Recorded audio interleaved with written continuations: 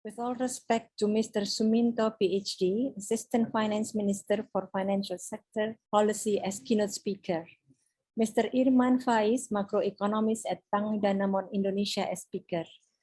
Dr. Muhammad Fadil Hasan, PhD, Founder and President Commissioner at Institute for Development of Economic and Finance as speaker. Ms. Sasti Hapsari as moderator. Dr. Eric Wijaya, SAME Vice Chair.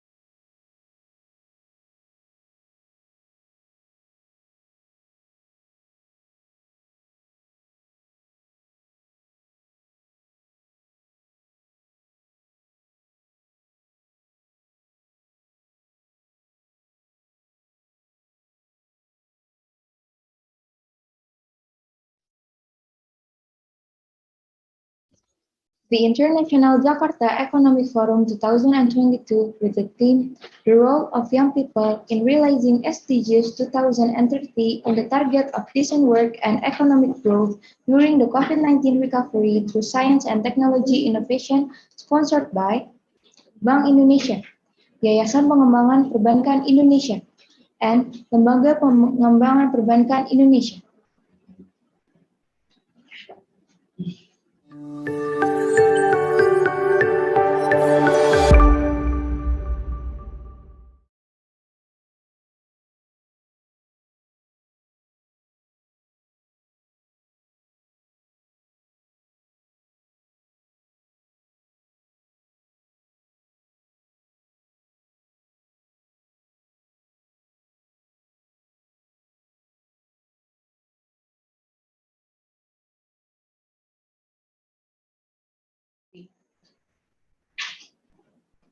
Ms. Sasti Hapsari Nurdiana Sosromijoyo SSOS, or more known as Ms. Sasti Hapsari, is an ICF certified public speaking coach, professional MC and moderator, also a voiceover artist. She earned her Bachelor of Communication Studies degree in University of Indonesia, specializing in journalism.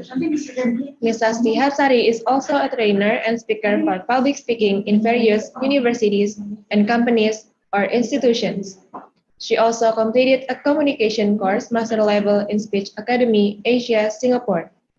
She is a certified public speaking coach approved by the International Coaching Federation awarded in Singapore, and also approved in the United States of America.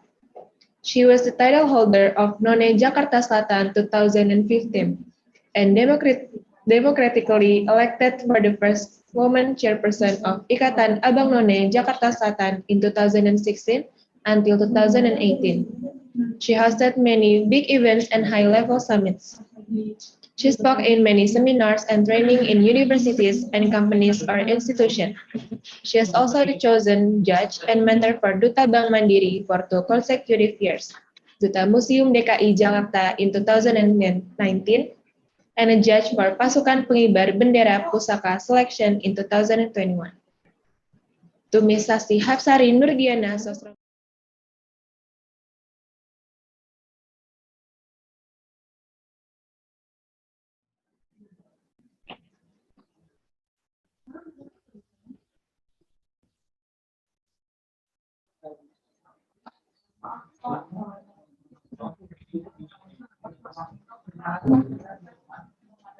Yang ini parah,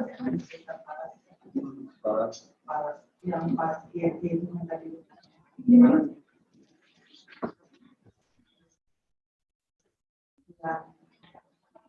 Ya, ini setelah apa pembacaan ini mungkin parah, jadi parah.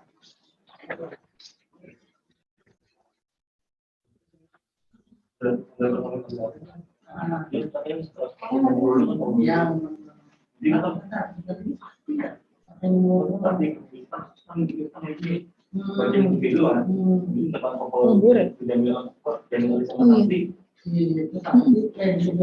Blur aja. CV-nya dulu. Semuanya. Coba di Zoom. Si Mita bilang. Memang blur.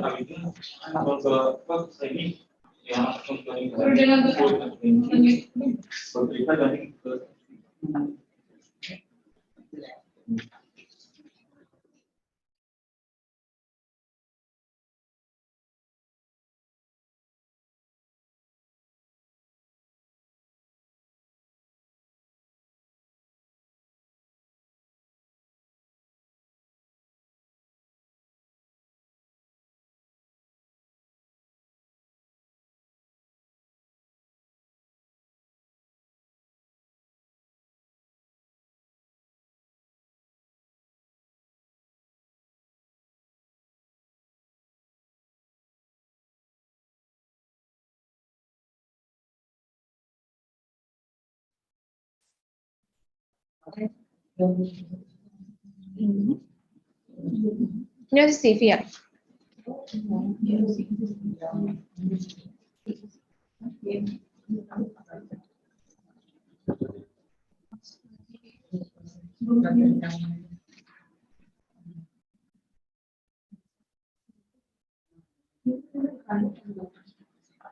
Udah. Harusnya kotaknya 2 ya? Kotak. Aku yoga sama Kayak gambar kita. Sama Irman. Oh ya, gambar kita. Ini Irman sama Yoga.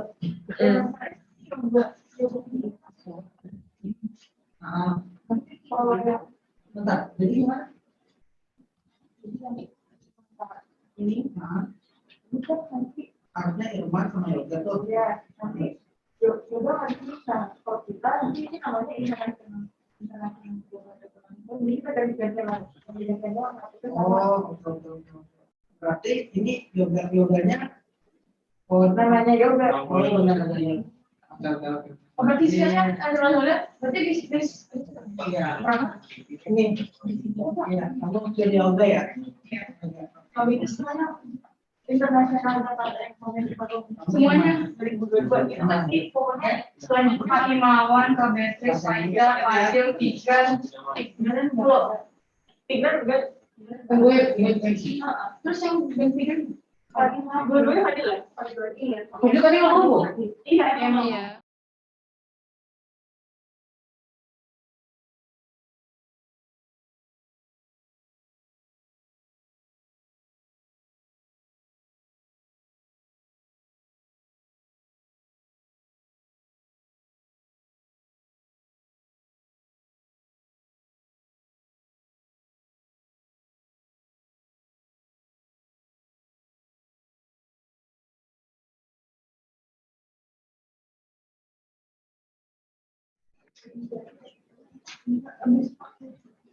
Indonesia Banking School Student Executive Board would like to thank Mr. Irman Faiz, Macroeconomic Analyst at Bank Danamon Indonesia.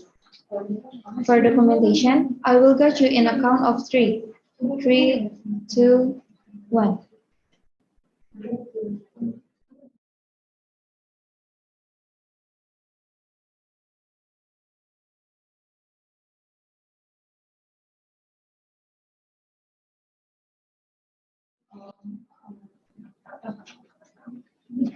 Indonesia Banking School Student Executive Board would like to thank Mr. Izzuddin Alfaraz Adha, SA, MSc, Researcher at Institute for Development of Economics and Finance.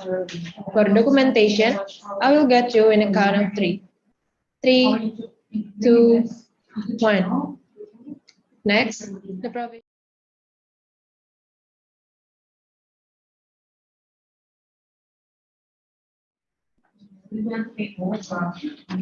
Kak Flo minta link Zoom buat Kak Sasti. Di email lah. Email.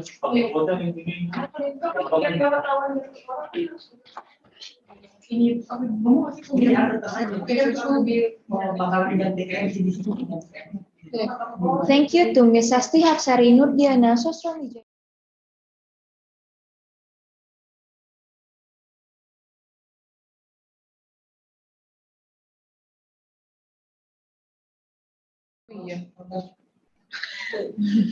For documentation, I will get you an account of 3. 3, 2, 1.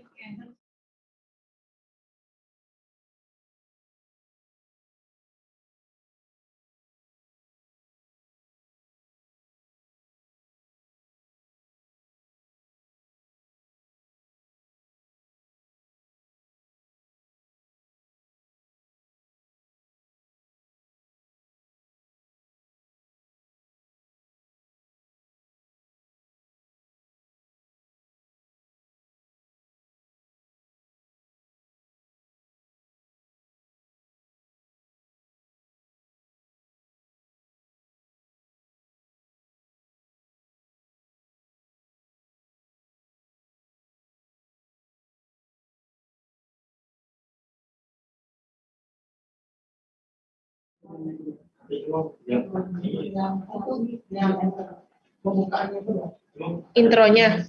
Intro by student ya?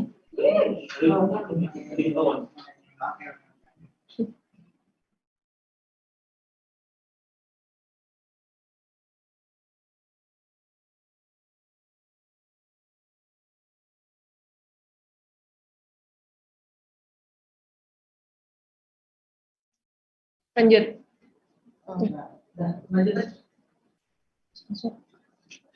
Sponsor di mana nih? Ganti itu pemenang-pemenang jadi sponsor. Oh.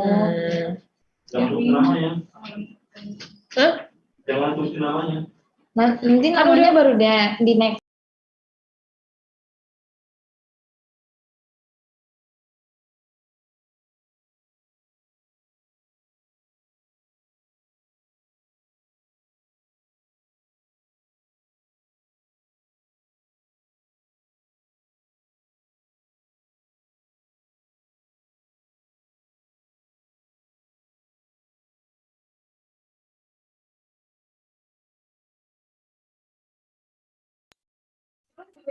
Ya. The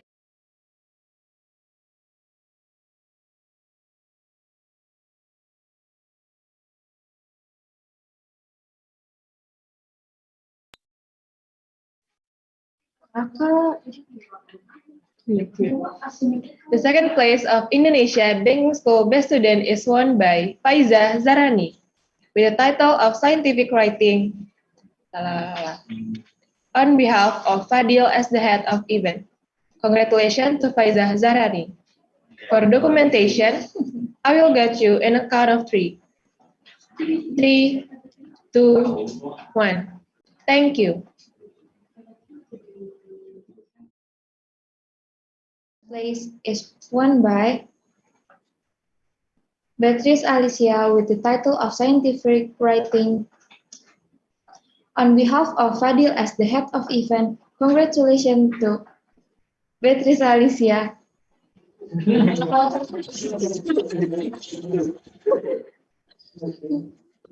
For documentation, I will get you an account of 3. 3, 2, 1. Thank you.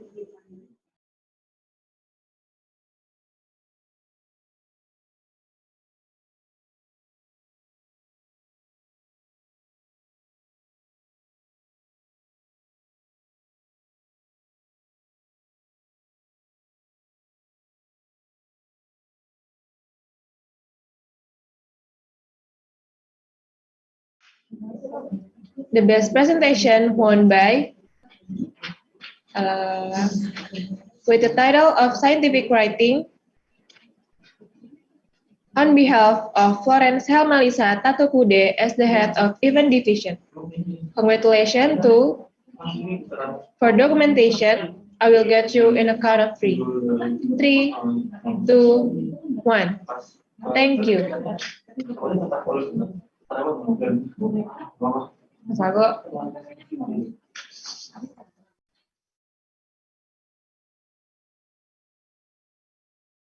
Second place won by the University of with the title of scientific writing on behalf of Faiza Zahrani as the head of International Jakarta Economic Forum 2022. Congratulations to the University of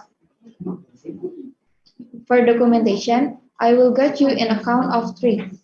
3, 2, 1. Thank you.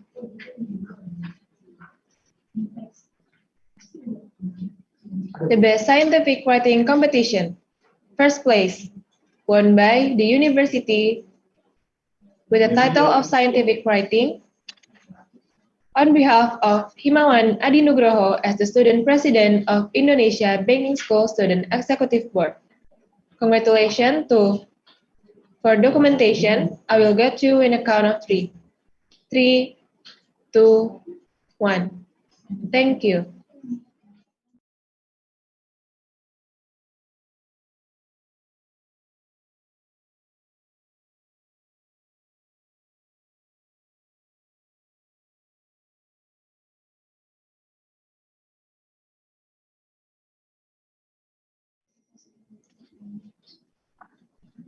The International Jakarta Economic Forum 2022 with the theme The Role of Young People in Realizing SDGs 2030 in a Target of Decent Work and Economic Growth during the COVID-19 recovery through science and technology innovation.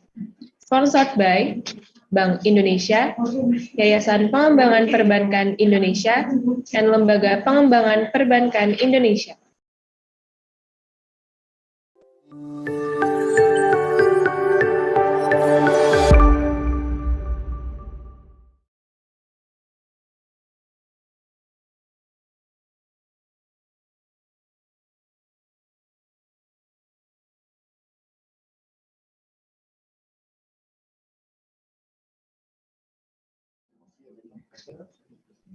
Don't forget to fill in today's webinar attendance in the chat column to get the webinar e-certificate.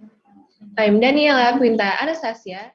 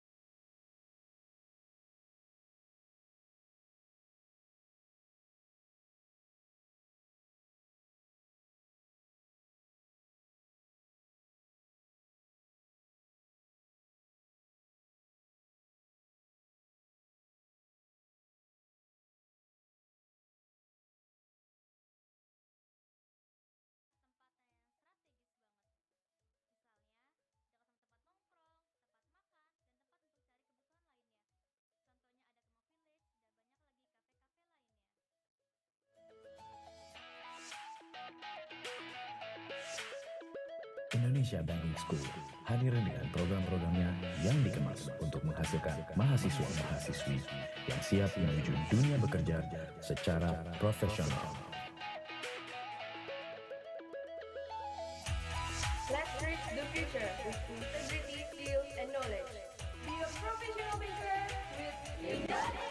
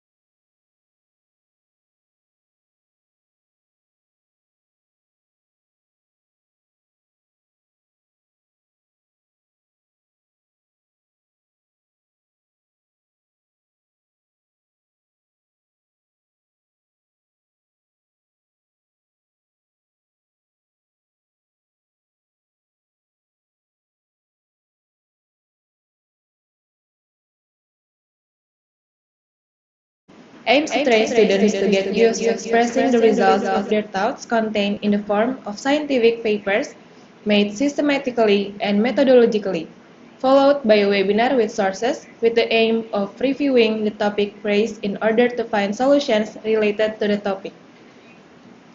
This year, International Jakarta Economic Forum raised the theme, the role of young people in realizing SDGs 2030 in the target of decent work and economic growth during the COVID-19 recovery through science and technology innovation.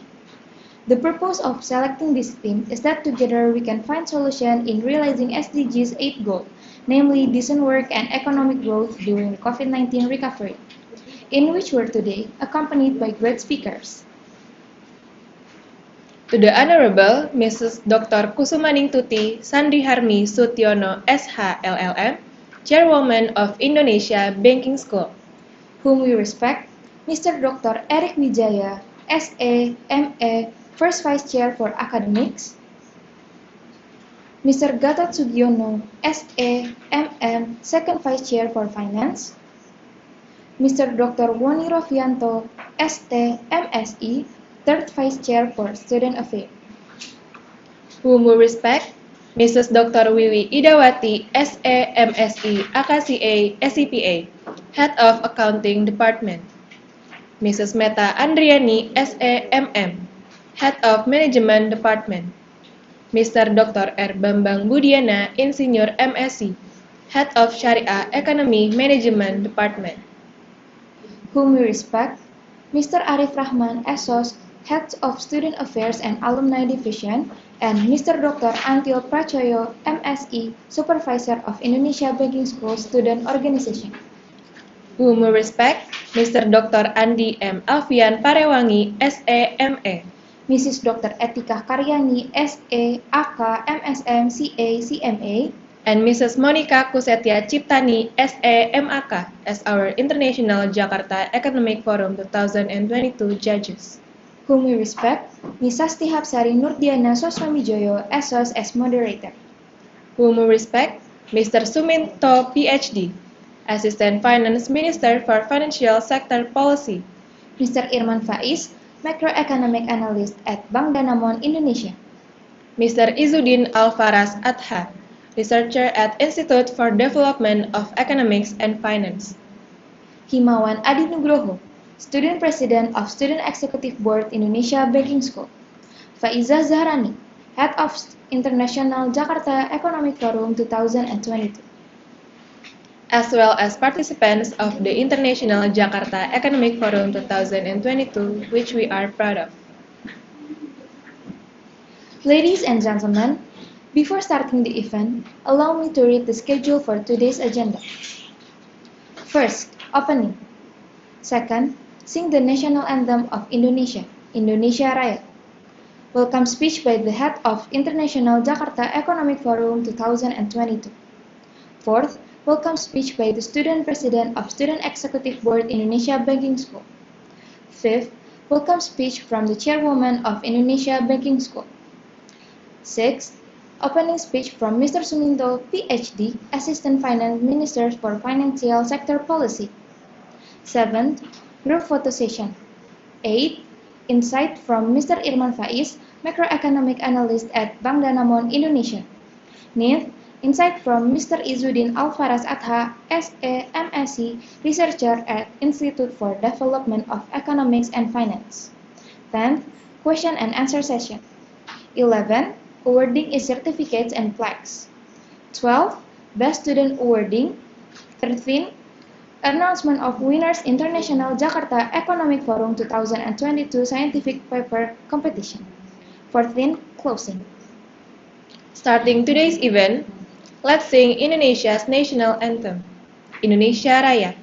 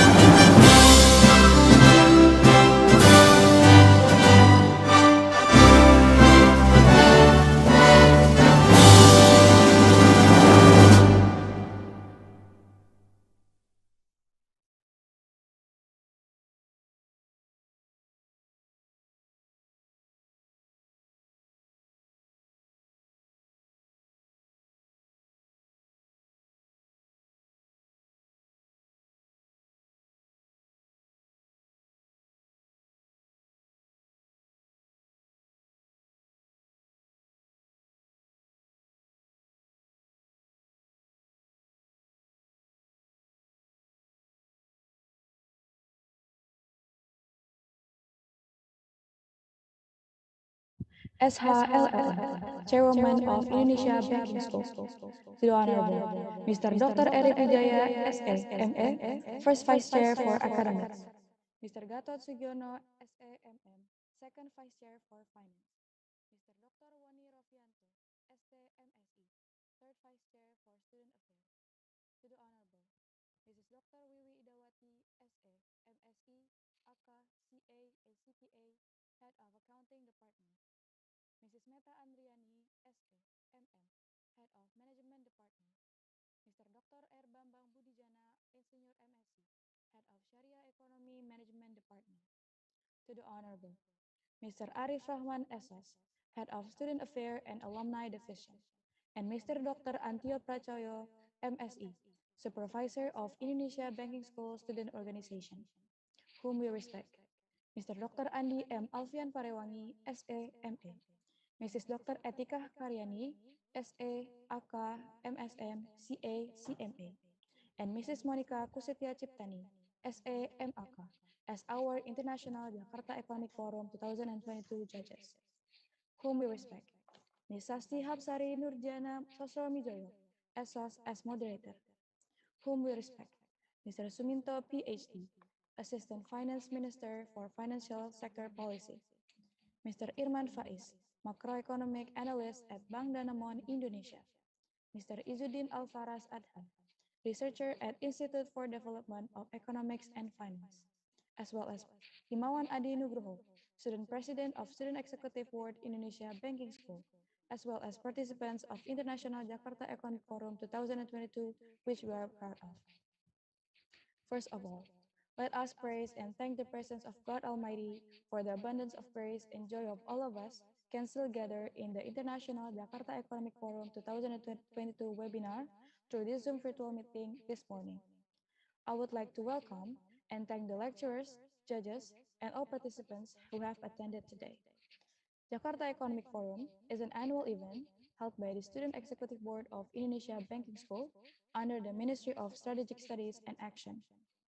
This year, International Jakarta Economic Forum raised the theme, the role of young people in realizing SDGs 2030 in the target of decent work and economic growth during the COVID-19 recovery through science and technology innovation. The purpose of selecting this theme is that together, we can find solution in realizing SDGs 8 goal, namely decent work and economic growth during the COVID-19 recovery. I, as the head of International Jakarta Economic Forum 2022, would like to thank all those who have supported this event, especially for all sponsors and also the committee. Let me end my speech here. Sorry if there are still many shortcomings in organizing this event. Hopefully, this webinar can be useful for all of us. Again, welcome to the webinar to all participants. Thank you.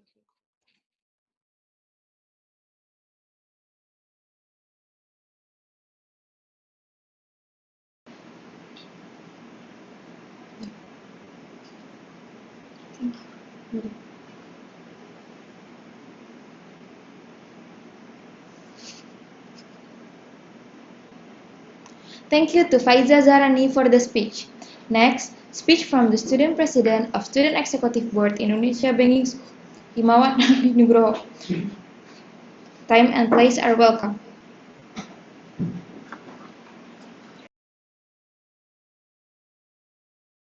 Morning, Om Swastiastu, Namo Buddhaya, Kin regards. I hope you are in a good health. To the Honorable Mrs. Dr. Kusumaning Tuti Santiharmi Sutiono, SHLLM, Chairwoman of Indonesia Banking School, whom we respect, Mr. Dr. Eric Wijaya, SAMA, First Vice Chair for Academy, Mr. Gatot Sugiono, SAMM, Second Vice Chair for Finance, Mr. Dr. Wani Rofianto, STMSE, Third Vice Chair for Student Affairs, whom we respect, Mrs. Dr. Wiwi Idawanti, SAMSE, AKCA, SCPA, Head of Accounting Department, Mr. Dr. Bambang Budijana, Insinyur MSc, Head of Sharia Economic Management, Mr. Dr. Antio MS Prachoyo MSc, a Student Organization Supervisor Indonesia Banking School, Mr. Arif Rahman Esos, Head of Student Affairs and Alumni Division, whom we respect, Ms. Sasti Hapsari Nurdiana Sosromijoyo as a moderator, whom we respect, Mr. Sumeto, PhD, Assistant Finance Minister for Financial Sector Policy, Mr. Irman Faiz, Macroeconomic Analyst at Bank Danamon Indonesia, and Mr. Izzuddin Alfaraz Adha, Research at Institute for Development for Economic and Finance. First of all, let us praise and thank the presence of good Almighty for the abundance of grace and joy of all of can still gather in this webinar of International Jakarta Economic Forum 2022. Through this Zoom virtual meeting this morning, I would like to welcome and thank the lecturer, judges, and all participants who have attended today. As we all know, the visible impact of COVID-19 does not only affect public health, but also affect the economy in various countries. Even now, the world economy is experiencing heavy pressure caused by the virus. The world economy in certain countries such as Indonesia, the United States, Japan, Hong Kong, Singapore, and several other countries experienced negative economic growth at the beginning of the COVID-19 attack. The COVID-19 pandemic has had negative effect from the health to social problem and continues to the country economy. It's time for us think together and move together to win a way out so that we all do not experience adversity in the disaster. Thank you to all participants we have jointly talked about and made economic idea in the face of the pandemic. I hope today activity can run smoothly and all of your given blessing and enthusiasm for today. Good luck for all of us and see you in the next year International Jakarta Economic Forum. Let me end my speech here. I'm sorry if there are words that are not pleasant. Thank you. Wabillahi taufiq walhidayah. Wassalamualaikum warahmatullahi wabarakatuh. Om Swastiastu, Namo Buddhaya.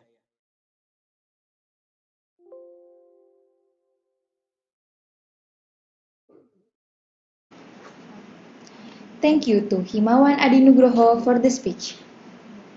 Next agenda, let's listen to the welcome speech from the Chairwoman of Indonesia Banking School, to Mrs. Dr. Kusumaningtuti Sandiharmi Sutiono, SH, LLM. Time and place are welcome. With all respect to Mr. Suminto, PhD, Assistant Finance Minister for Financial Sector Policy as keynote speaker. Mr. Irman Faiz, Macroeconomist at Bank Danamon Indonesia as speaker. Dr. Muhammad Fadil Hasan, PhD, Founder and President Commissioner at Institute for Development of Economic and Finance as speaker. Ms. Sasti Hapsari as moderator. Dr. Eric Wijaya, SAME, Vice Chair 1 for Academic. Mr. Gatot Sugiono, SAMM, Vice Chair 2 for Finance and HR. Dr. Woni Rofianto, STMSC, Vice Chair 3 for Student and Marketing. Dr. Vivi Idawati, SAMSC, AKCE, Head of Accountancy Department. Dr. Insinyur R. Bambang Wurijana, MSc, Head of Sharia Management and Banking Department. Ms. Meta Andriani, SAMM, Secretary of Management Department. Ms. Puspita, SAMSC, Secretary of Sharia Management and Banking Department. Dr. Muklis, SAMBM, Director of Magister Management Department. Ms. Eni Haryanti, SAMM, Secretary of Magister Management Department. Dr. Untoro Kayatnan, SAMSC, AK, Director Center of Research and Community Service. Dr. Nelmida, SAMSC, AK, Deputy Director Center of Research and Community Service. Mr. Arif Rahman, SOS, Head of Student and Alumni Affairs. Dr. Antio Prachoyo, MSc, Lecturer and Advisor of Student Organization. Mr. Himawan Adinugroho, President of Indonesia Banking School Student Executive Board. Ms. Faiza Saharani, Chair of Organizing Committee. All distinguished guests and participants, ladies and gentlemen. Assalamualaikum warahmatullahi wabarakatuh. Good morning. May peace be upon all us. Shalom, Om Swastiastu, Namo Buddhaya, greeting of virtue. All praise and thanks to Allah Subhanahu wa Ta'ala, the one true Almighty God. For His grace, we can gather virtually in excellent condition and health this morning to attend the webinar of International Jakarta Economic Forum 2022, conducted by Indonesia Banking School Student Executive Board with theme The Role of Young People in Realizing SDG 2030 in the Target of Decent Work and Economic Growth during the COVID-19 recovery through science and technology innovation. Ladies and gentlemen, young people should play a crucial role in addressing both current and future global challenges. The post-COVID-19 era will require immense creativity and resilience. Young people have a chance to help restructure social norms and new paradigm is being built.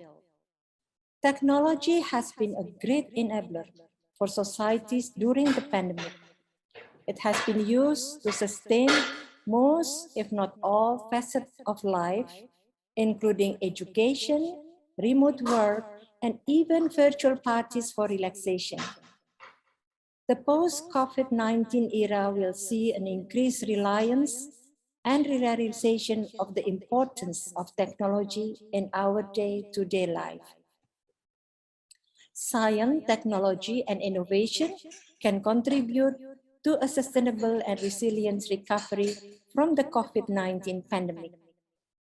Ladies and gentlemen, this event is conducted with the intention to assist participants to be able to become human capital with a high degree of competence and competitiveness in this digital economic era. Other purpose is also to facilitate Indonesia Banking School to build intellectual relationship with fellow college and universities all over Indonesia and overseas. How the role of young generation will contribute to build a sustainable and resilient recovery from the COVID-19 pandemic through science, technology, and innovation, we have the honor of the presence of three prominent speakers who will share their insight on this matter. In accordance with the vision and mission of Indonesia Banking School, which is specializing in business and finance on the basis of digital technology to be able to produce human capital ready to contribute to the nation productivity and competitiveness. I sincerely hope that this event will be a great success. Therefore, on behalf of Indonesia Banking School, allow me to extend appreciation to great speakers, Mr. Suminto, PhD, Assistant Finance Minister for Financial Sector Policy as keynote speaker, Mr. Irman Faiz, Macroeconomist at Bank Danamon Indonesia as speaker, Mr. Muhammad Fadil Hasan, PhD, Founder and President, Commissioner at Institute for Development of Economic and Finance as speaker, Ms. Sasti Hapsari as moderator. I would also like to express my thanks to the organizing committee, to all participants and all distinguished guests, ladies and gentlemen. I thank you. Wassalamualaikum warahmatullahi wabarakatuh.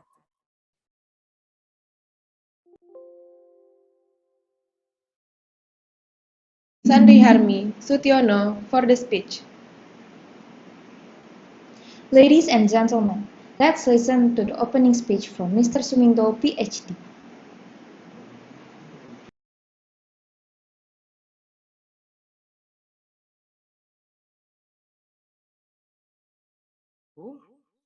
Selamat pagi, salam sejahtera untuk kita semuanya. Honorable Ibu Dr. Kusumaning Tuti Sandi Harmi Sutiono, SHLLM, Chairwoman of Indonesia Banking School, speakers, Dr. Muhammad Fadil Hasan, Pak Izzuddin Alfaras Ada, Pak Irman Faiz, moderators, President of BEM, Mas Himawan Adi, Chief Executive of International JEF, Mbak Faizah Zahrani, participants, ladies and gentlemen. First of all, I would like to express my sincere appreciations to the Indonesia Banking School for the International Jakarta Economic Forum 2022. I also would like to thank for inviting me to deliver the opening speech on this occasion. The event takes topic of the role of young people in realizing SDGs 2030 in the target of decent work and economic growth during the COVID-19 recovery through science and technological innovations. I believe this topic is very much relevant as the rise of technology recently is very much critical to improve and increase the role of the youth in realizing SDGs. The COVID-19 pandemic has caused various impact to the society. During the pandemic, the ratio of the working populations to the total working age populations decreased compared to the one before the pandemic. This also affects youth participants in the economy. In facing the devastating impact of the pandemic, the government provides supports in increasing the youth capacity. One of which is increasing access to science and technology with the aim to encouraging youth interest in supporting national economic recovery. It is hoped that the increase in science and technology can encourage the enthusiasm of the Indonesian youth to be active, have equal access and opportunities, especially during the recovery period from the current COVID-19 pandemic. Let me start my opening by describing the economic and financial sector situation today. The COVID-19 pandemic has hit the world and Indonesia with various consequences that affect economic and financial sectors and also change the people behavior and daily activities. To deal with the crisis, all countries took extraordinary policy measures to mitigate the impact of the pandemic to the economy and financial sector. Many countries implemented extraordinary measures in the areas of fiscal, monetary, and financial sector policies. In the fiscal front, various countries implement extraordinary measures to protect their people and businesses through various programs on the health, social protection, and SMEs supports. Countries also implemented extraordinary measures in the monetary and financial sector sides, including the regulation forbearance to allow the business sectors continue their activities. In the midst of the pandemic, now we are facing another challenge for the global economy, that is the invasion of Russia to Ukraine.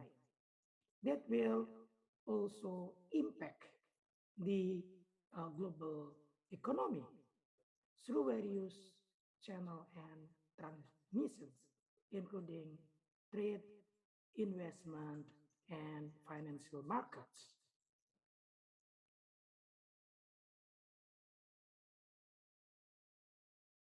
Impact of the Russia-Ukraine conflict can be observed through the trade channel, for example.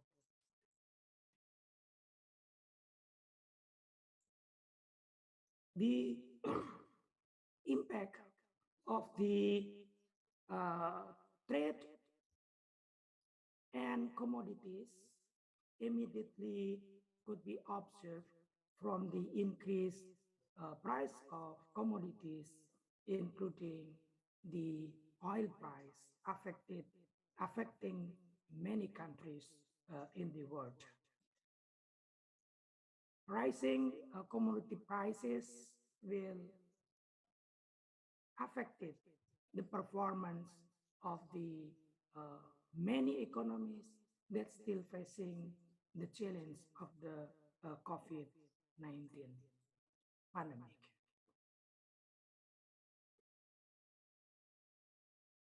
The impact of the Russia-Ukraine conflict to the financial sector so far is still limited, but we should observe seriously in respect to the development of the conflict itself.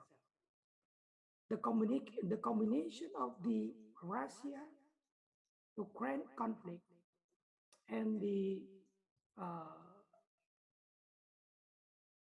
monetary policy in the advanced countries in respect to the exit from the extraordinary measures during the COVID is two important risks to the global financial sector that we should closely monitor, including, of course, to the Indonesia economy. Ladies and gentlemen, despite the pressure from the current Omicron variant, Alhamdulillah, the Indonesian economy still managed to grow positively by 5.02% year on year in the fourth quarter of 2021, so that the Indonesia economy grew at 3.6% year on year through 2021. Of course, we should maintain this momentum so that the recovery of the Indonesia economy could be maintained in the on the track to ensure the inclusive, balanced, and sustainable recovery of the Indonesia economy. This is also in line with the theme of the G20 Indonesia presidency, how to ensure the global economy could recover together and recover stronger. We do hope that the pandemic itself also become the momentum for the economy in implementing various reform, including structural reform, to ensure stronger economy in the post-pandemic era. Ladies and gentlemen, the COVID-19 pandemic has changed the landscape of the workforce in Indonesia. Many people have to lose their jobs because of their companies facing the challenge of the COVID. By 2030, it is estimated that more than 600 million new jobs need to be created to keep pace with the growth of the working age populations worldwide, which reach around 40 million per year, and the target is by 2030, Indonesia can achieve permanent and productive work and decent work for all women and men, including youth and persons with disabilities. By placing job creation at the center of the economic policy and development, it will not only result in creating decent job opportunities, but also a stronger and more inclusive growth with the ultimate goals to reduce the poverty. This is a positive circle for both the economic and society and encourage sustainable development. At the international level, Indonesia has made commitments to realize decent work. The importance of decent work in achieving sustainable development, aiming to promote inclusive and sustainable economic growth, provide productive employment opportunities, and decent work for all. Based on this, the government of Indonesia has integrated the SDGs into the medium-term development plan objective and direction. Ladies and gentlemen, based on the result of the 2020 population census, the total population of Indonesia is 270.2 million, in which it increased by 32.57 million from the 2010. And the annual population growth rate during 2010 to 2020 was an average of 1.25%. From this figure, the number of Generation Z reached 75.49 million people, or equivalent to 27.94% of the total population. Meanwhile, the second most dominant population comes from the millennial generation, as many as 69.38 million people, equivalent with 25.87%. This confirms that the population of Indonesia is dominated by the youth. The success of a country can be seen from the presence of its youth and how to develop them. The youth have a big role for any changes that occur in society. They are truly the agents of change, the agents of the development, the agents of the reform for any country. They are performing a critical role in supporting the national building that benefited for all people. The government has launched the Indonesia Youth Employment Action Plan on August 24. The National Action Plan contains recommendations from the high-level panel of Youth Employment Network that focus on preparing young people to enter the workforce, creating equal employment for young men and women, encouraging entrepreneurship, and ensuring equal opportunity. Moreover, effective measures regarding youth employment require strong partners from various parties, including government, private sectors, employers and workers organizations, community organizations, civil society, and of course, the young people themselves.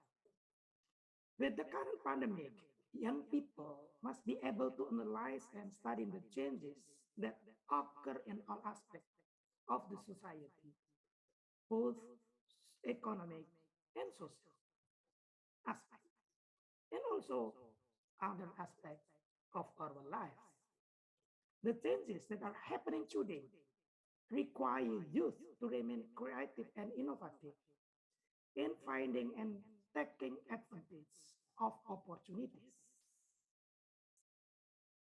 We, the youth, can act as part of the economic growth supporters by applying skill we acquire from the academic and translating it into the workforce.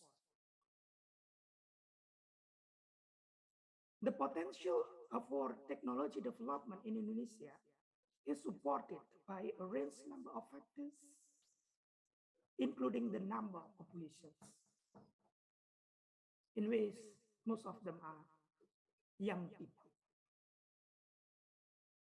We see in terms of internet use, the number of internet connections today reached 345.3 million, or 125.6% of the total population, with an average time spent they surfing the internet for 8 hours and 52 minutes. Throughout 2020, internet traffic has increased by 15 to 20%. Meanwhile, the number of Indonesian internet users constantly increase. The same situation for the internet penetrations. A wave of new technologies has emerged, including artificial intelligence, blockchains, cloud computing, and 5G network. We should take benefit from all of this to improve our society, how the technology could improve our productivity, including productivity in the work. Generation Z and millennials who are very technology savvy will be benefited for the society if they could utilize this advantage for improving the economic productivity. Ladies and gentlemen, there is an initiative to encourage the use of technology in creating and developing a digital economic ecosystem for the benefit of the community have been carried out by the government, including the establishment of the Indonesia e-commerce roadmap, white paper on digital for future economy, Indonesia digital roadmap, making Indonesia 4.0, blueprint of Indonesia payment system, and digital finance innovation action plan. For more specific as an effort to increase financial inclusion in the country, the government has implemented a financial inclusion program by determining the youth as a priority target. Youth are expected to be able to drive economic and financial literacy in the society. The government, through related agencies, has carried out various programs aimed at expanding financial access for groups of students and youth, and to support the achievement of the target level of financial inclusion.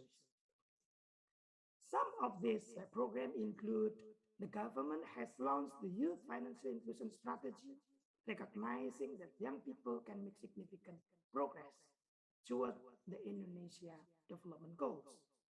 This progress can be achieved by providing better access to quality education and engagement in more decent work. With this strategy, young people will be involved to increase awareness and knowledge about financial products and services, consumer protections, and increase access to financial services, and literacy. This is done by formulating conducive policies and regulations, procuring adequate technology and infrastructure, and supporting the institution development. This national financial inclusive strategy for youth also provides an enabling framework for government and all stakeholders that are interested in supporting youth financial inclusion to create a systematic and coordinated approach to support youth financial inclusion. Secondly, financial education. Financial education about the importance of saving, investment is very important. One of these education activities is the publication of financial literacy books for teenagers according for their education level. Synergy with local governments in providing services to youth, especially regarding increasing access and utilization of financial products and services for youth is very critical. This is to ensure as many young people as possible are more familiar with financial services. At the global level, Indonesia will issue, and you know that the Indonesia issue the G20 presidency this year, in which one of the priority agenda of the Indonesia G20 presidency is financial inclusion with the focus on digital financial inclusion and SMEs finance. This agenda is expected to promote financial inclusion program not only in the country but also globally to further support the development and the recovery of the global economy post COVID-19 pandemic. We will explore areas where digitalization could leverage the use of financial products and services that will support the productivity and ensure the more inclusive, balanced, and sustainable growth and recovery. It is expected that it will support a sustainable and inclusive economy through harnessing the benefit of digitalization. We know that the COVID-19 pandemic is also a momentum to drive digital transformations. The pandemic emphasizes the importance of innovation to stay productive in the midst of the physical limitations and mobility. Currently, all of our activities are done in the virtual, and this is the momentum for such digital transformation implementations in the wider area of the economic and social activities. Ladies and gentlemen, in closing, I hope that through this activity, the young generation will be born with the spirit of leaders who have characters, more skills, and highly competitive, in which mastering digital is one of the critical skill for youth. Hopefully, we will become a part of those youth mastering the digital for increasing the productivity for the benefit of all people and our economy. The government, together with all stakeholders, including academics, will support the digital transformation in the country in the sake of developing more productive Indonesian economy. Thank you very much. Assalamualaikum warahmatullahi wabarakatuh.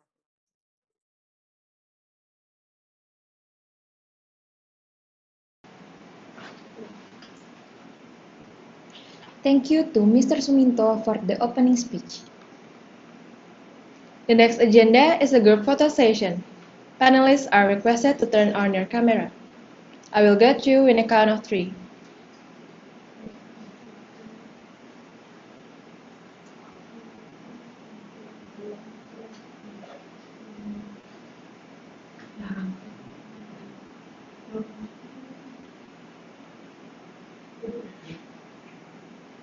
The first slide, 3, 2, 1.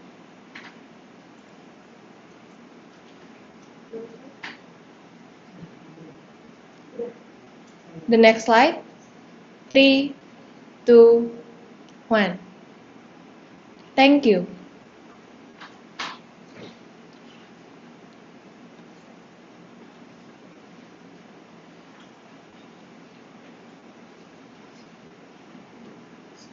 The International Jakarta Economic Forum 2022 with the theme The Role of Young People in Realizing SDGs 2030 in the Target of Decent Work and Economic Growth During the COVID-19 Recovery Through Science and Technology Innovation, sponsored by Bank Indonesia, Yayasan Pengembangan Perbankan Indonesia, and Lembaga Pengembangan Perbankan Indonesia.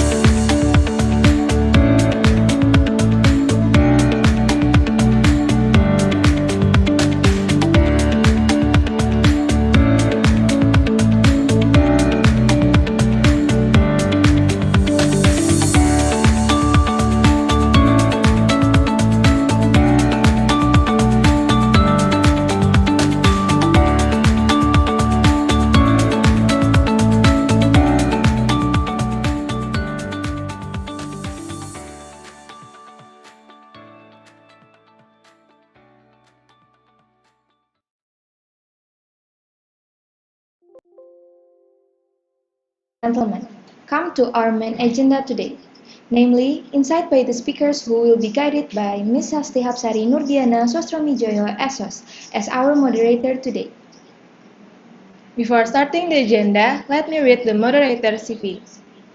Ms. Sasti Hapsari Nurdiana Sostromijoyo SOS, or more known as Ms. Sasti Hapsari, is an ICF certified public speaking coach, professional MC and moderator, also voice-over artist. She earned her Bachelor of Communication Studies degree in University of Indonesia, specializing in journalism. Ms. Sasti Hapsari is also a trainer and speaker for public speaking in various universities and companies or institutions. She also completed a communication course, master level in Speech Academy, Asia, Singapore. She is a certified public speaking coach approved by the International Coaching Federation, awarded in Singapore, and also approved in the United States of America. She was title holder of None Jakarta Selatan 2015 and democratically elected for the first woman chairperson of Ikatan Abang None Jakarta Selatan in 2016 until 2018. She hosted many big events and high-level summits. She spoke in many seminars and training in universities and companies or institutions. She is also the chosen judge and mentor for Duta Bank Mandiri for 2 consecutive years, Duta Museum DKI Jakarta in 2019, and a judge for Pasukan Pengibar Bendera Pusaka selection in 2021. To Ms. Sasti Hapsari Nurdiana Sostromijoyo, time and place are welcome.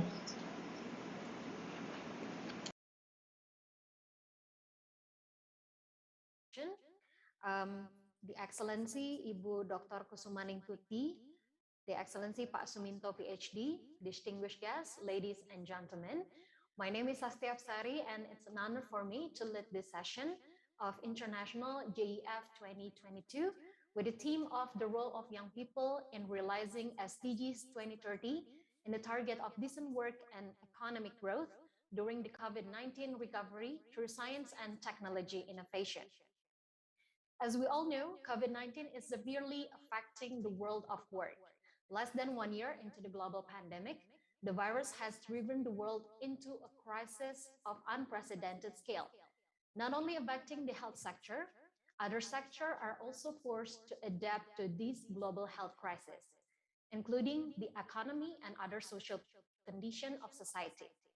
The health-related economic and social impacts of COVID-19 are putting a significant number of workers worldwide at risk of losing their long-term livelihoods.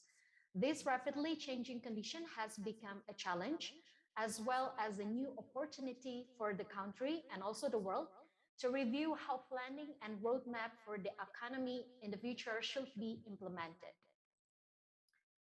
Ladies and gentlemen, however, to avoid risking the progress achieved to date, the crisis can be used as an opportunity to strengthen commitment to the 2030 SDGs agenda by placing sustainable development at the core of recovery plans.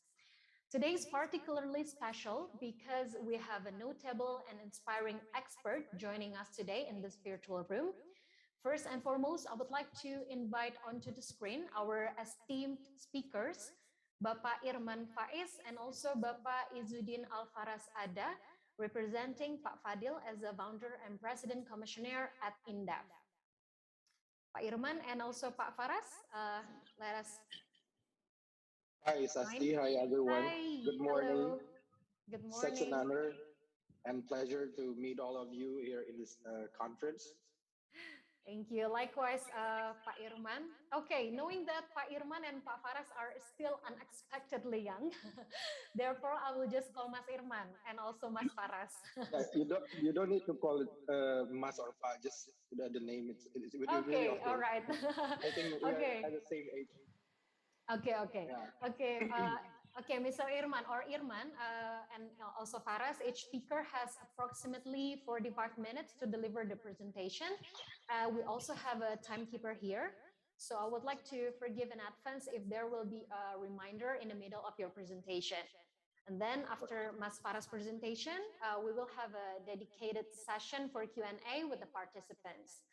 Therefore, I would like to encourage the participant to kindly submit your question. You can write down in the chat box of this platform with the format of your name, followed by your institution, and then followed by the question as well as the intended speaker. Okay, so ladies and gentlemen and all the participants, before we proceed to the presentation of our first speaker, I would like to introduce Irman as our first speaker. So Mas Irman Faiz or Irman is the macroeconomic analyst of Bank Danamon Indonesia from October 2020 until now, where previously he worked as a macroeconomic analyst at Central Bank of Indonesia, Bank Indonesia, from 2017 until 2020, and then also having an experience at Citibank as a management associate and also at Boston Consulting Group or BCG as a market researcher. He held BSc in economics from Universitas Indonesia. He is an author and also co-author of a lot of papers related to economy. He has a long list of organizational and project experience and awards also related to economy. And he won the first place of MAPRES or Mahasiswa Berprestasi, National Outstanding Student in 2016, and the third place DBS Bank Young Economist National Competition 2017. All right, ladies and gentlemen, without further ado, we would like to pass the first opportunity to Irman to kindly deliver the presentation. Irman, time and screen are yours. Thank you, Sasti, for introducing me to the audience. First of all, I would like to extend my gratitude to all committees and lecturers and Indonesian banking school in general for inviting me to this session. I was very looking forward to the session to discuss about how COVID-19 affect our economy, the global economy, and how it affects SDGs 2030 objectives. So I would like to say thank you and send my regards to the Excellency Mrs. Dr. Kusuma Ningtuti Sandri Harmi Sutiono, SHLLM, as a chairwoman of Indonesian Banking School, and also Mr. Suminto, PhD, Assistant Finance Minister of Financial Sector Policy, and then our very beautiful moderator this morning, Sasti Hapsari, and then my colleague from INDEF, Izzuddin Alfaraz Ada, researcher at INDEF. It's such an honor and pleasure for me to exchange views and discuss about this issue. So um, maybe I would like to ask committee to share my presentation on the screen, if I may, because I can't see my presentation yet. Okay. So, ladies and gentlemen, this morning, as per requested by committee, I would like to share my view and knowledge about how COVID-19 and how COVID-19 has affected the global economy and domestic economy, and then affects the SDGs 2030 aid related to decent work and economic growth.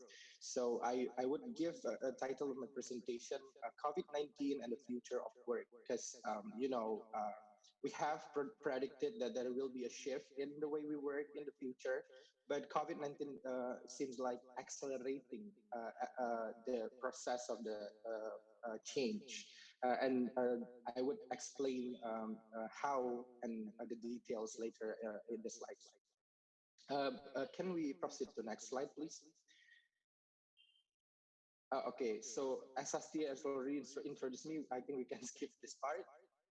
I will divide my presentation into three sections. The first section, I would like to give you a big picture, which actually already explained by Pak Suminto in the first session, but I would like to go into more details on how this COVID-19 has affected the global and domestic economy. And then in the second section, we are going to talk about how those changes in the global and domestic economy landscape would affect SDGs objectives, especially in the eighth point. And then the third, as a young people that gather in this conference, how do we prepare and how do we brace this circumstance right now to be able to compete and to adjust with the future of work. So we will meet the objective of the conference to prepare ourselves as a young people to be ready for the future of work itself. So let's move on to the next slide. We are going to talk about global economy. So as I think we all still vividly remember how this COVID-19 surprised everyone in the early 2020, right? In 2019, we were in the middle of trade war. If you can recall, there was a trade war between China and the US, which affect the global economy as a whole, where the economic growth slowed, trade volume declined due to this tariff and sanctions between those two countries.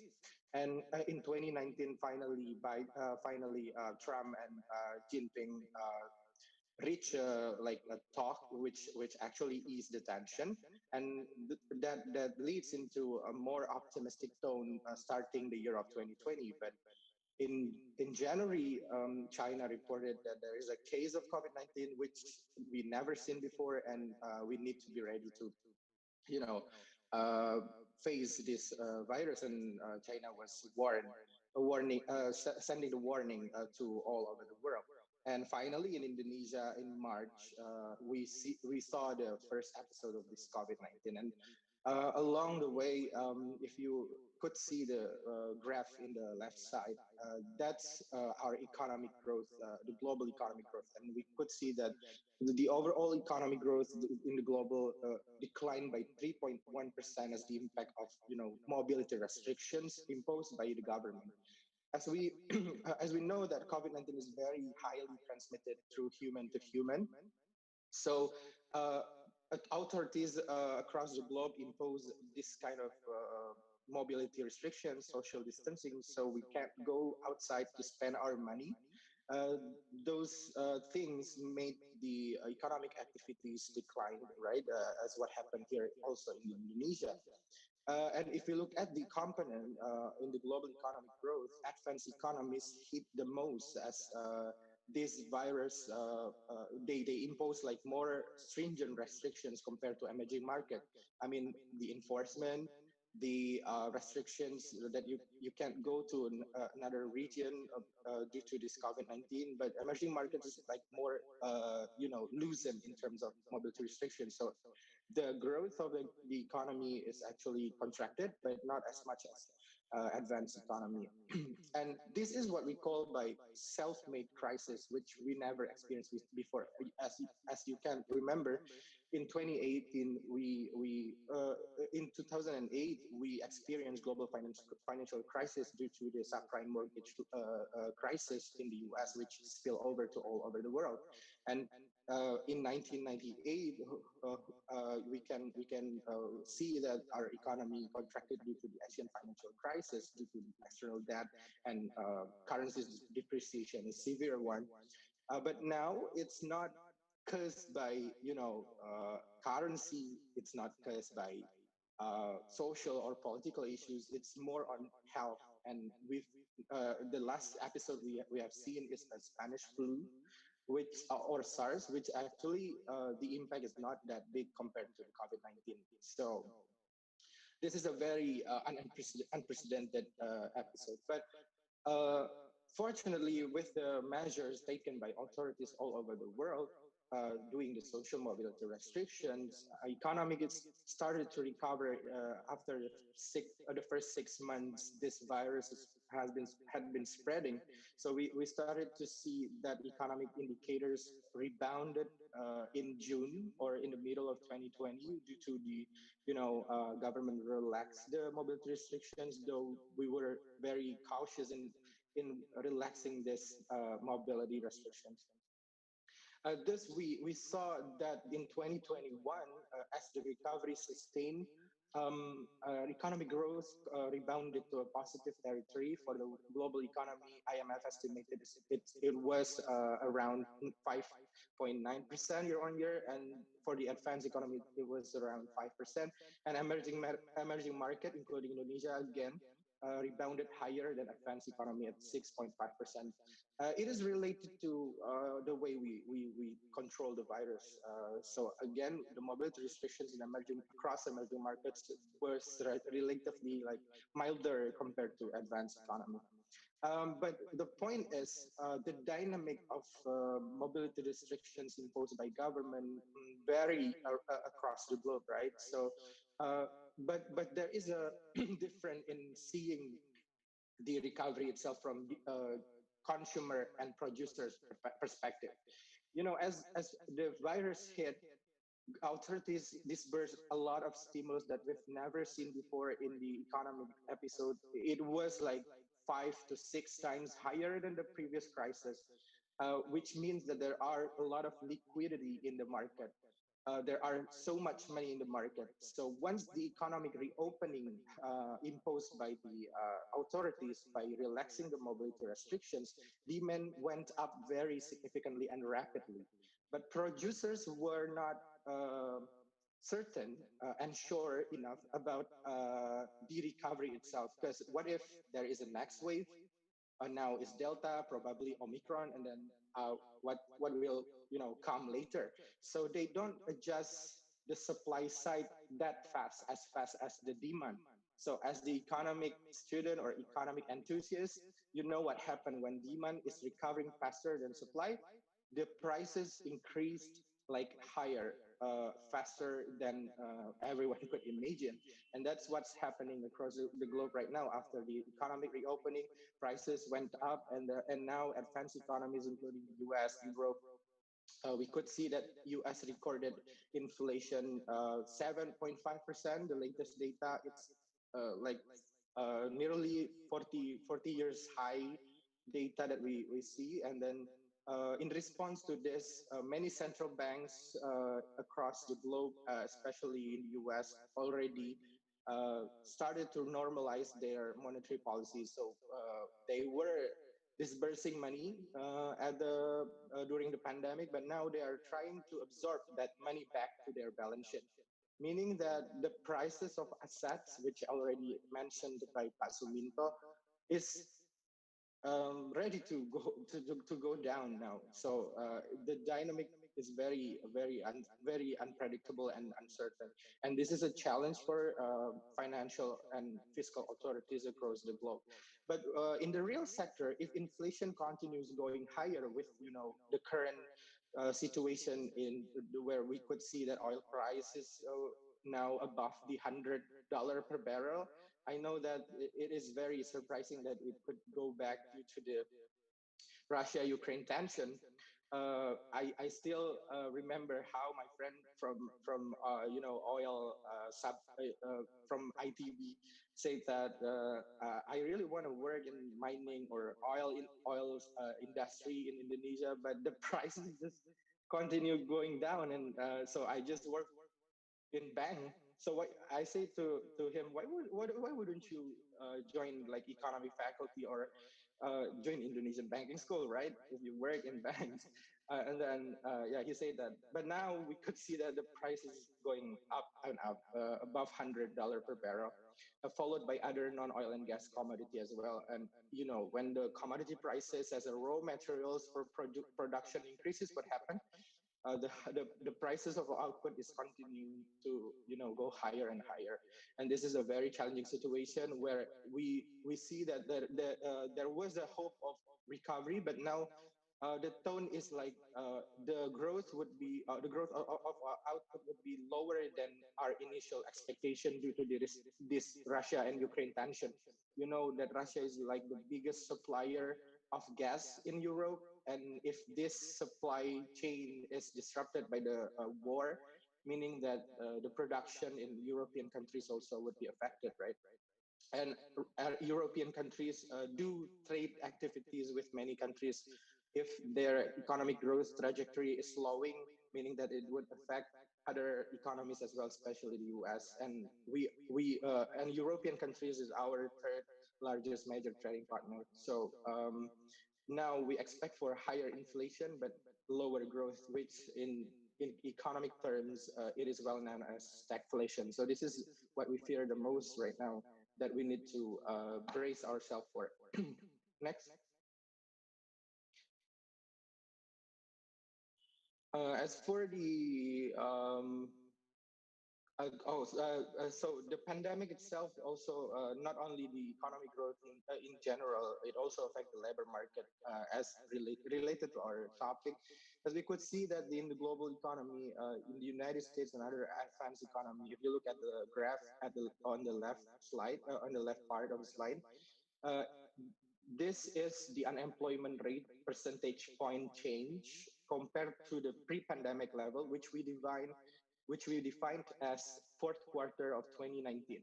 So the zero line, the x-axis, meaning that it was the level of unemployment rate at fourth quarter of 2019. So if the graph is above zero, meaning that the change in unemployment rate is positive or higher compared to the fourth quarter 2019.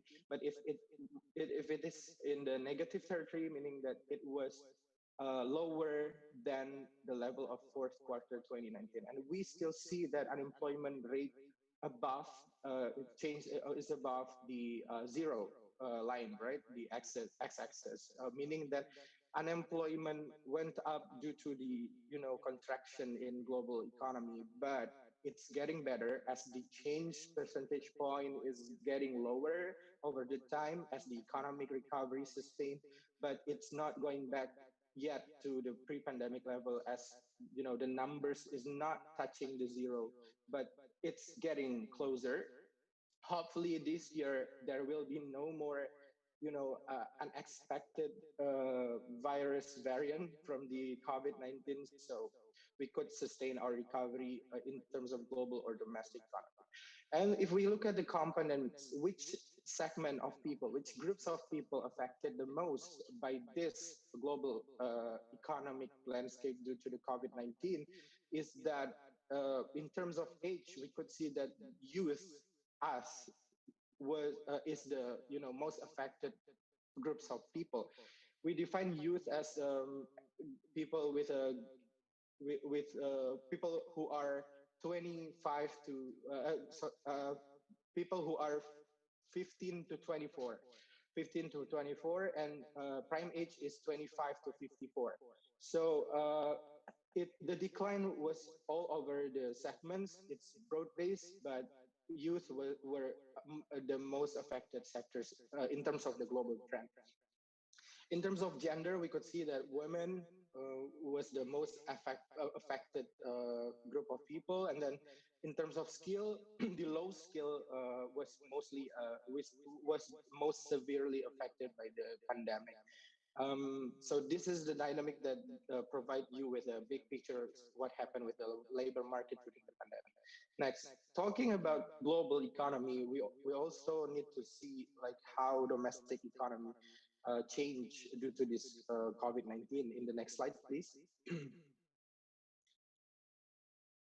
Okay, so our economy was actually in line with the global economy. Yeah, as we made our crisis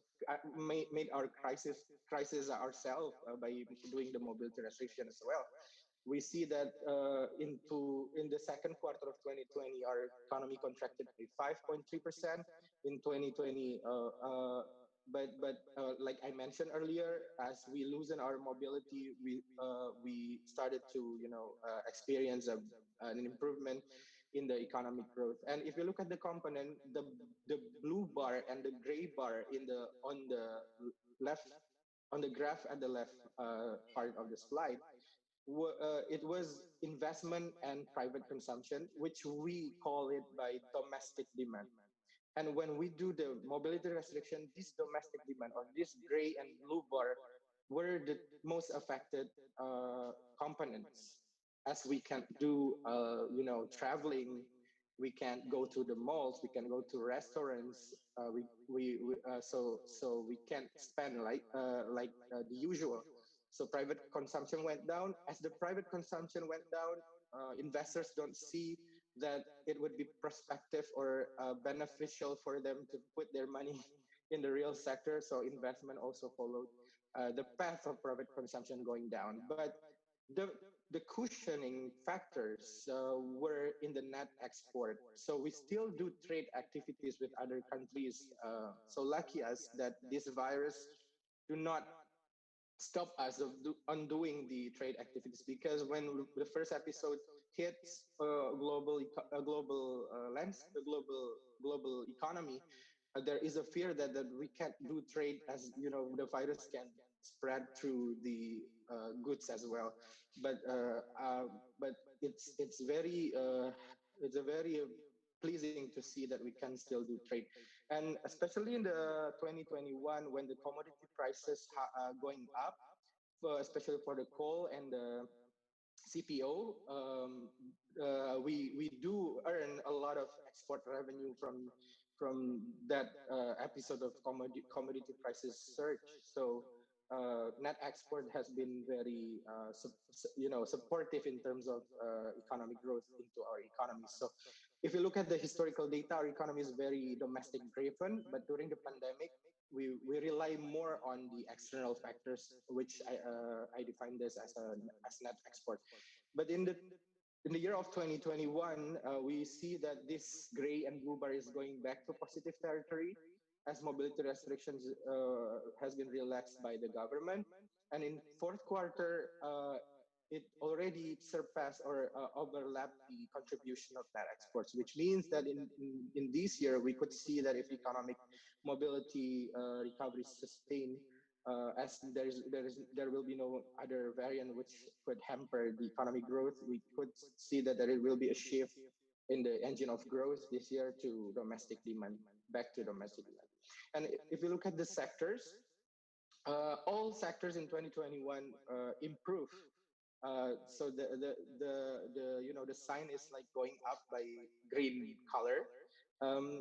It means that the growth is improving from the previous year.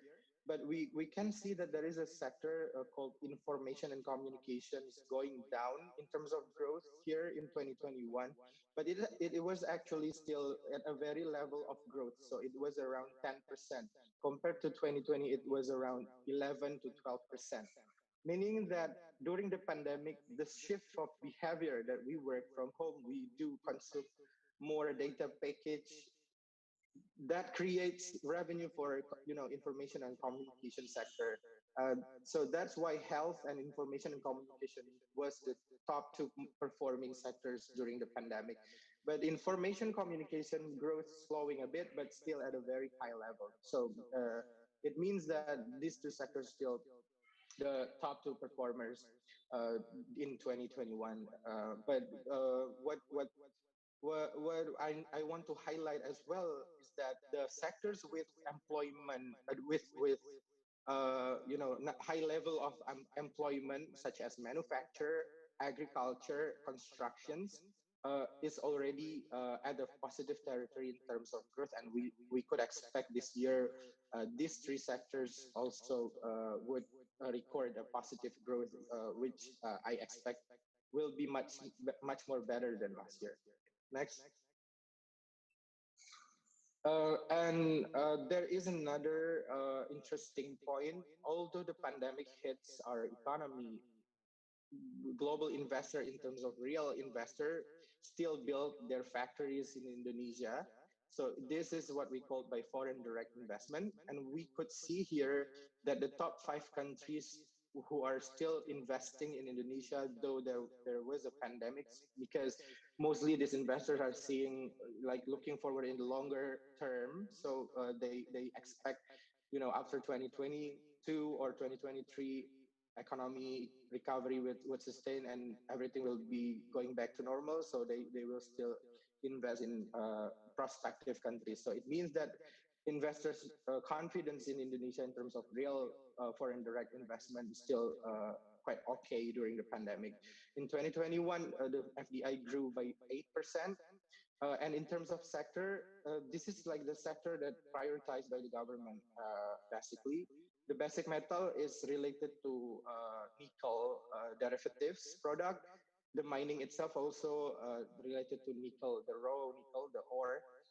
And transportation and communication, that communication performance was actually quite good. So it's not surprising to see the investment going there. And food industry as well. So though we are not going out to spend our money that much, we still order food and beverages right from home. Even we consume more and gain weight during the pandemic. So the agriculture performance was quite okay as well. So investors are still investing in those sectors. Next.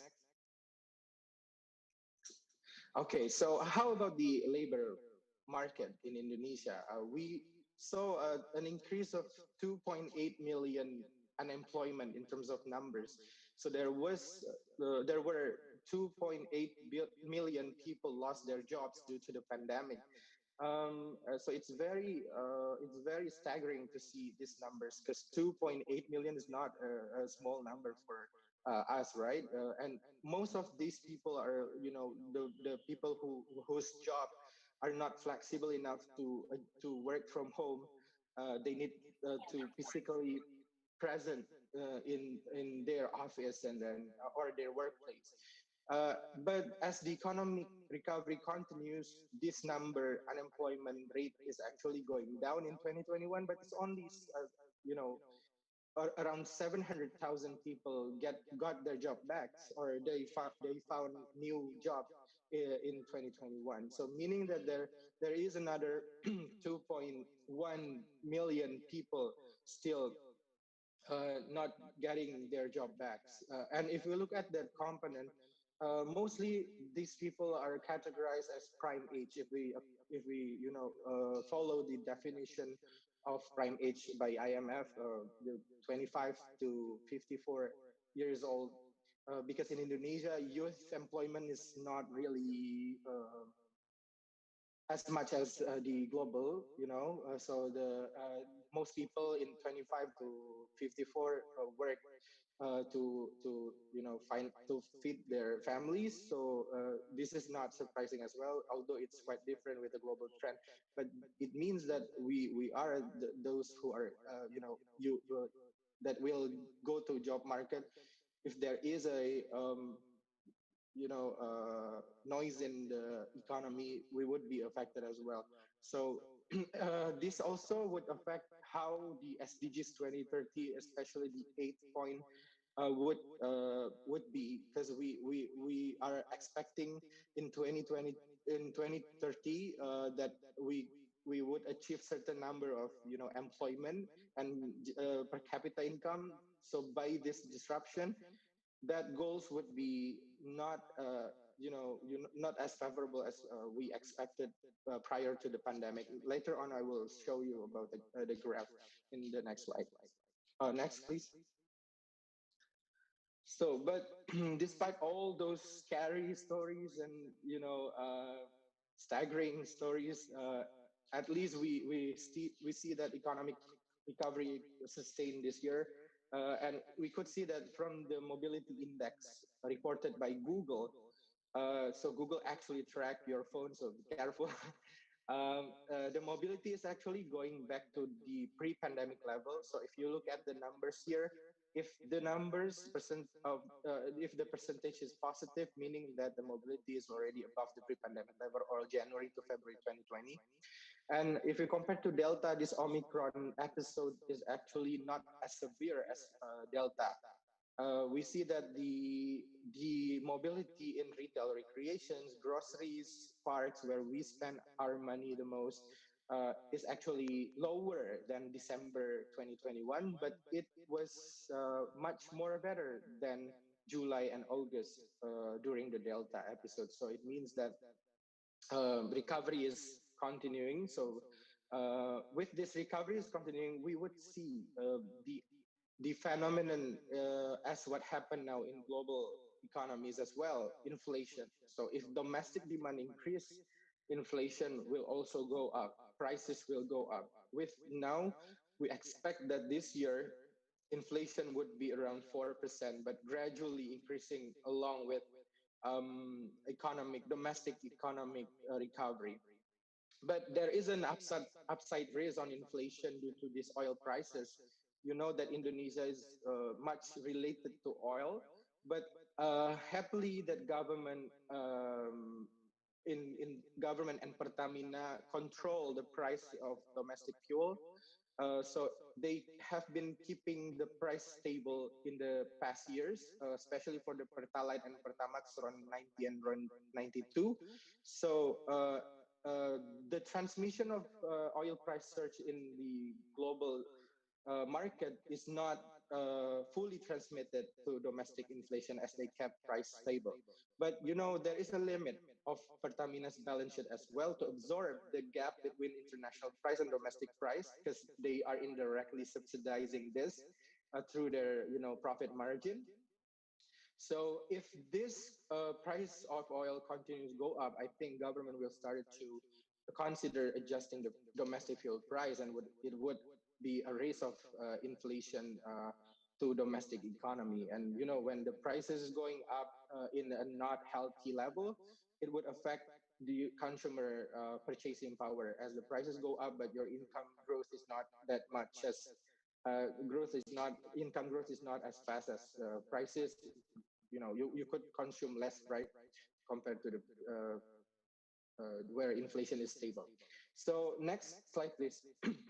So with the hope or optimism of recovery, and then the effects of COVID-19 to labor market, I would like to try to correlate this to COVID-19 and SDGs. And there is a paper that's very interesting to highlight here from Jack 2020. So he actually tried to categorize the impact, which points of SDGs objectives would be in a high risk trajectory to be achieved in 2030 due to the COVID-19, and which one is moderate and which one is still clear. And we could see here from the table that SDG 8 related to decent work and growth categorized or classified as a high risk point of SDGs objectives in 2023. So as the global economic crisis happened uh, and the trade activities slowed due to the pandemic, there is a massive unemployment, which we already discussed in the previous slide, and there was a lot of closure of business, so people lost their job, right? So this is a categorized a very high risk point. So we need to be aware of this, and I think authorities is now planning for how to get back on track and still achieve the objectives of SDGs 2030 uh, as planned before the pandemic. Next slide, please. So this is the plan prior to the pandemic made by the National Development Planning Minister, Bapenas or PPN. Actually, the business as usual scenario, Indonesia's real GDP per capita growth target in 2023 was 4.4%, but if government intervene with a adequate policy and uh, effective policy measures, the growth could be going up to 5.4. But now, due to the pandemic, we would see this trajectory somewhere in the middle of the two. So intervention scenario and the AU scenario in the middle is the new trajectory due to the pandemic. This could be happening if we don't, do something about this pandemic impact. So that's what government's doing now, trying to get back the middle imaginary trajectory to the red line again.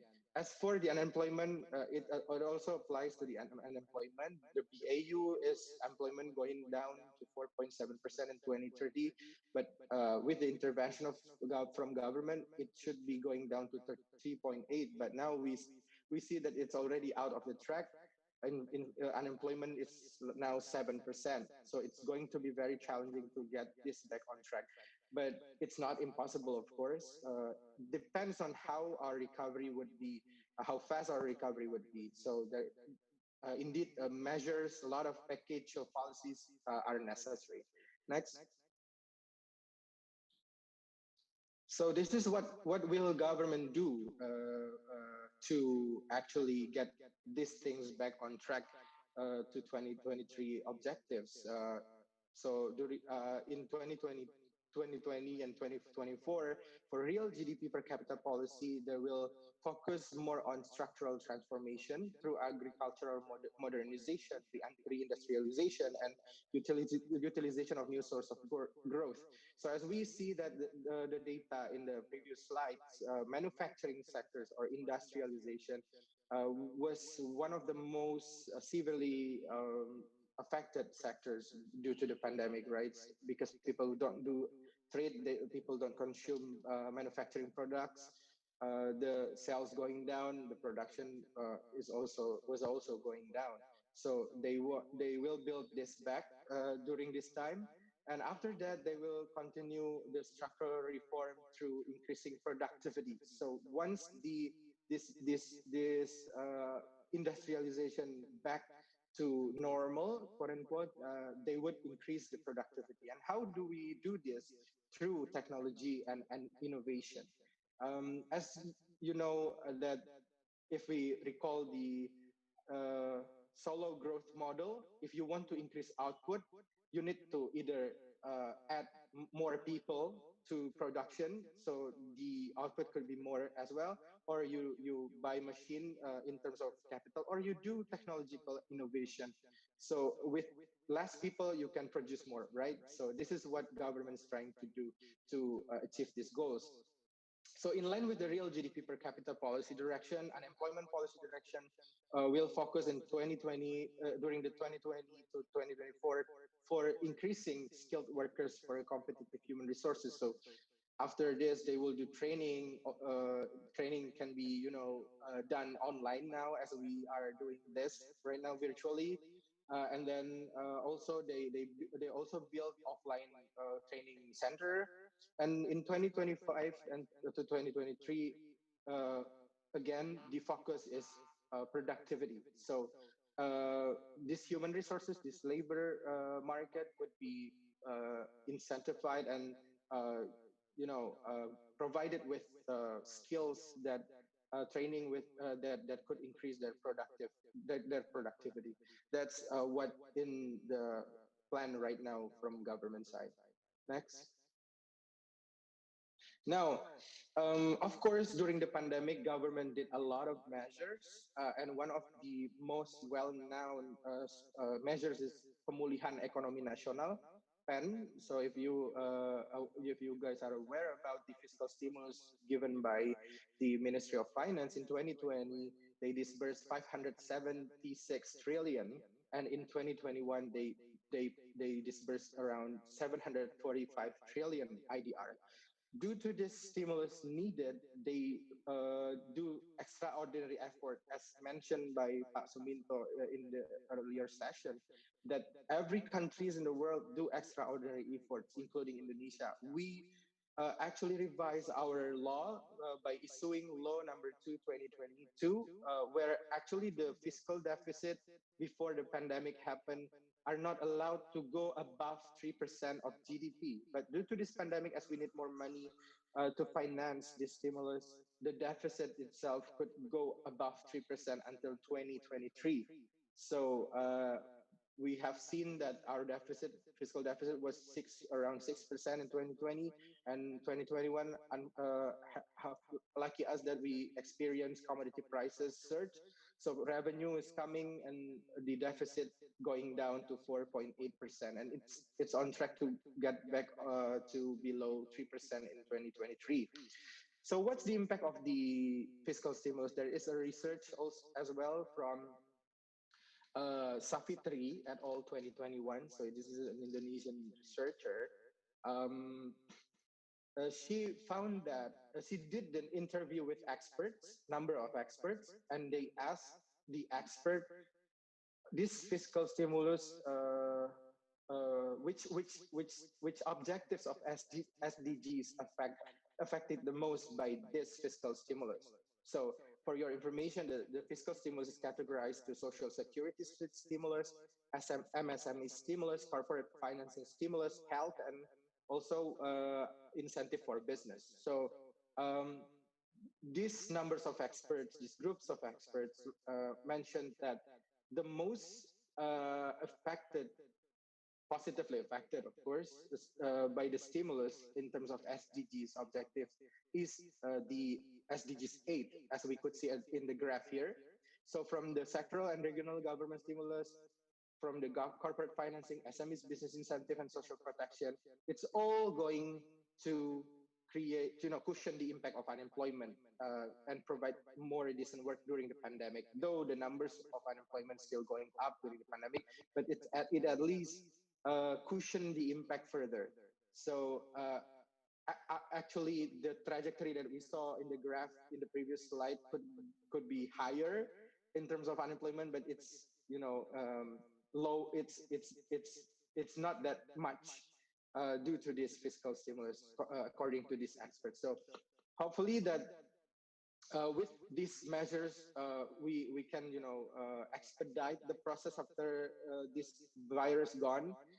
We could expedite the recovery and then create more jobs and get back on track to our objectives for 2030. But the worst case, we need to delay the objectives beyond 2030. But hopefully the measures could expedite everything. Next. So talking about COVID-19 and SDGs and how government responds, we as a groups of youth here needs to be ready, right, for what happens. So if the infrastructure is there built by the government measures, but the resources is not ready, so the supply and demand would not match to each other. So we need to prepare ourselves as well by seeing the opportunity of the future of work. So this is why I present you the research from one of the credible consulting firm across the globe, McKinsey, they see that there will be a change in share of total employment to 2023, meaning that the more employment will be created in sectors where you need soft skills more than hard skills. Um, as we could see here, that STEM professionals, health professionals, managers, business, creative, and arts management, it needs like soft skill more than hard skill, right? Uh, the the employment growth would be much higher heading towards 2030. So if you want to equip yourself with skills, do this soft skills, because soft skills can't be replaced with automation, of course. So even though you have this very sophisticated machine, this machine is not human who can make decisions.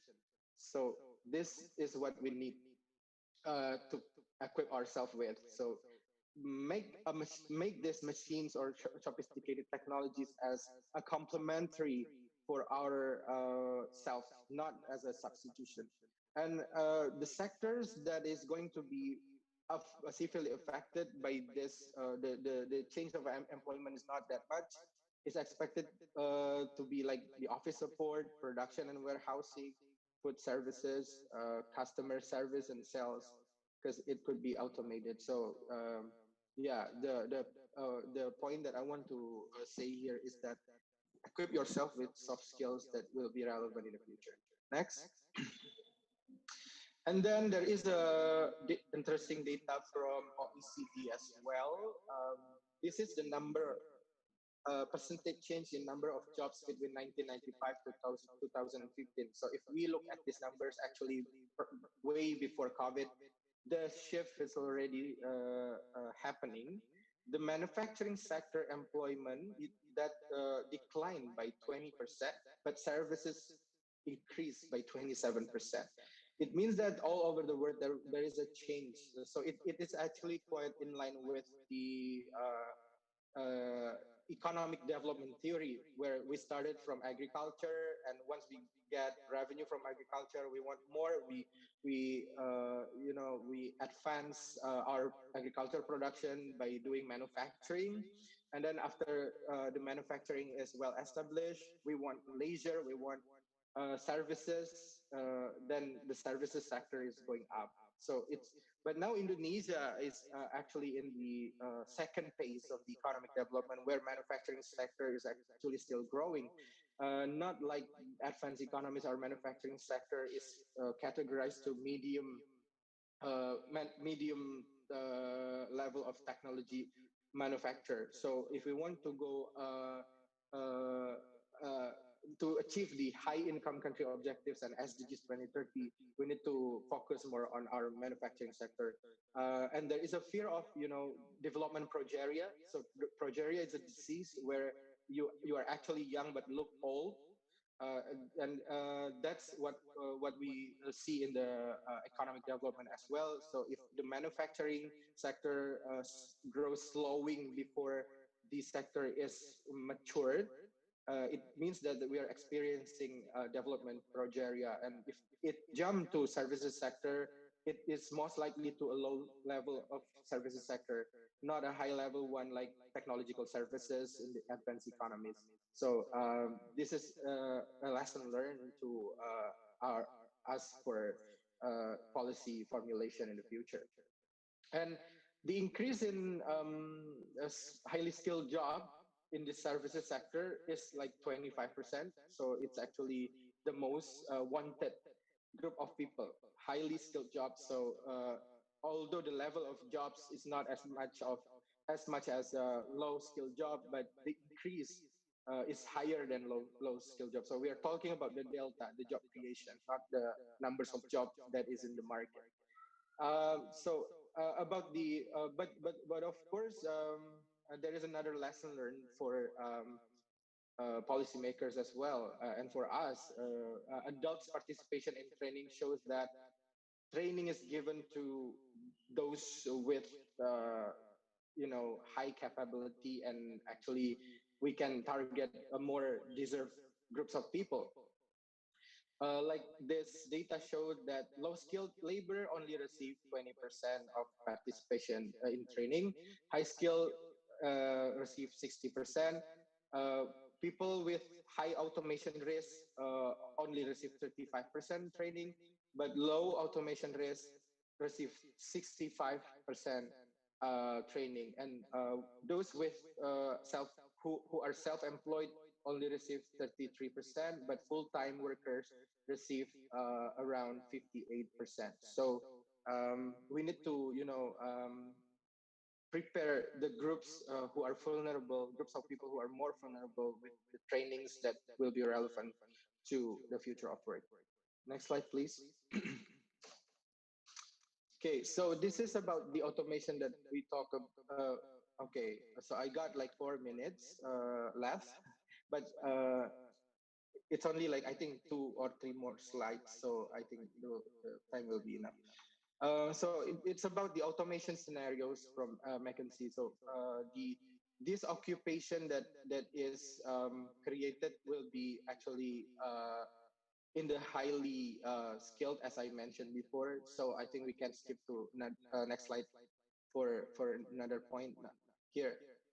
Here is the details of the sectors that McKinsey expect to be the highest job creation heading towards 2030. So it's all related to the soft skill, as I mentioned before. So it's in line with the OECD projection as well. The finance, education, healthcare, business decision, that kind of things that would be relevant. And of course, the tech-savvy groups of people would be more benefited than those who are less, because actually the technology is getting more advanced over time. But COVID-19 just expedite everything. It enforced people to be able, even like the senior group of management in my company who were not really into this technology, were forced to do that to be able to do the business. So it accelerated everything. Next. So here is the education level. So not only the soft skill that you need, but the job creation in terms of education background would be more on those who are graduated from college and advanced education level. So if we look at the level again, if we look at the level, number of job in below college level education is much more than those who are graduated from college. But in terms of delta, the job creation, the requirements for college and more advanced education level will be much higher than pre-pandemic level. And this is why we often hear that the job market is getting more competitive. S1 is not enough. You need to pursue a master degree. So this is the trend that is happening now, where the job creations require more on education background. Next. This is actually the framework of thinking of what I have presented to you, ladies and gentlemen. So basically what I'm trying to say for the future of work is demand for work that is not easily done by machines will increase. As I mentioned, machines can decide, do the decision making and stuff. So soft skills are important by interacting with stakeholders, managing people and stuff. Data collection and processing along with predictable physical activities could be affected by automation. So learn new skills to meet this shifting industry demand, because it's already accelerated by the COVID-19. The trend is like going faster. Pursue higher education as it will likely to see the largest net change in employment to 2020. So once you graduated from Indonesian banking school, do not stop there. Equip yourself with soft skill and education. Next. So all in all, based on this presentation, this is what I'm trying. This is basically the conclusion of my presentation. This is a solo growth model, which actually tells you why is the output or economic growth is a function of A is technological advancement or innovation, K is capital, and L is labor. So if you want to achieve higher growth in 2020, in 2030, you need to add more labor to the market or capital like machines and stuff. But if you don't, if it is quite difficult to hire more labor or capital, you just need to increase the productivity by doing innovation in technology. And this is actually related to our theme as well, right? How we youth in the L factor could actually interact with or collaborate with A factor there, technological and innovation, to achieve Y, the economic growth. So I think that's all of my presentation today. Thank you so much for listening to this very long presentation. I hope that you are not sleeping there somewhere because I can't see you. But yeah, hopefully it would be beneficial for you for preparation on the future of work. I'll pass the session to Sasti. Uh, Thank you. All right, thank you very much, Irman, for sharing your very valuable insights with all of us here. I believe these 200 something participant is not sleeping because it's very interesting insights. Yeah, Please give a just round of kidding. applause for Irman. Thank you Okay, so even though much. it's virtual, but I can clearly hear the claps from the participants. Okay, Imaginary Irman, clap. kindly stay on this virtual room, Irman, because later we will have a discussion Sure. with the participants. Okay, so ladies and gentlemen, and all the participants, let us now proceed to the next speaker. We are pleased to have Mas Faras on the screen to kindly deliver the presentation. But before that, I will introduce him briefly. So Mas Izzuddin Al Faras Ada, or Mas Faras, he is a researcher at the Institute of Development of Economics and Finance, or INDEF, from 2017 until now. He began his career as a teaching assistant in Faculty of Economics and Business, Universitas Indonesia, and later in the same year, he joined INDEF. He holds a Bachelor of Economics in Islamic Economics from Universitas Indonesia and Master of Science in Urban Economic Development from University College London. He was a LPDP awardee, and he also has a long list of working paper, policy brief, articles, and other publication where he participated in related to economy. And once again, I would like to encourage the participant to kindly submit your question. You can write down in the chat box of this platform with the format of your name followed by your institution and then followed by a question as well as the intended speaker. Or just kindly submit your question at the Q&A box of this platform or Zoom conference. Okay, so ladies and gentlemen, without further ado, over to you, Mas Faras. Yeah, hello, good morning. Okay, do you mind if the committee share my presentation? Okay, thank you. Yeah, before I start this presentation, I want to say sorry for Mr. Fadil Hasan, co-founder and senior economist from INDEF that cannot join this event. He says so sorry, and I will representing him to present our presentation about decent jobs and sustainable development. Actually, I want to emphasize the decent jobs and the future of work as well, and maybe a little about the sustainable development. Okay, next slide, please.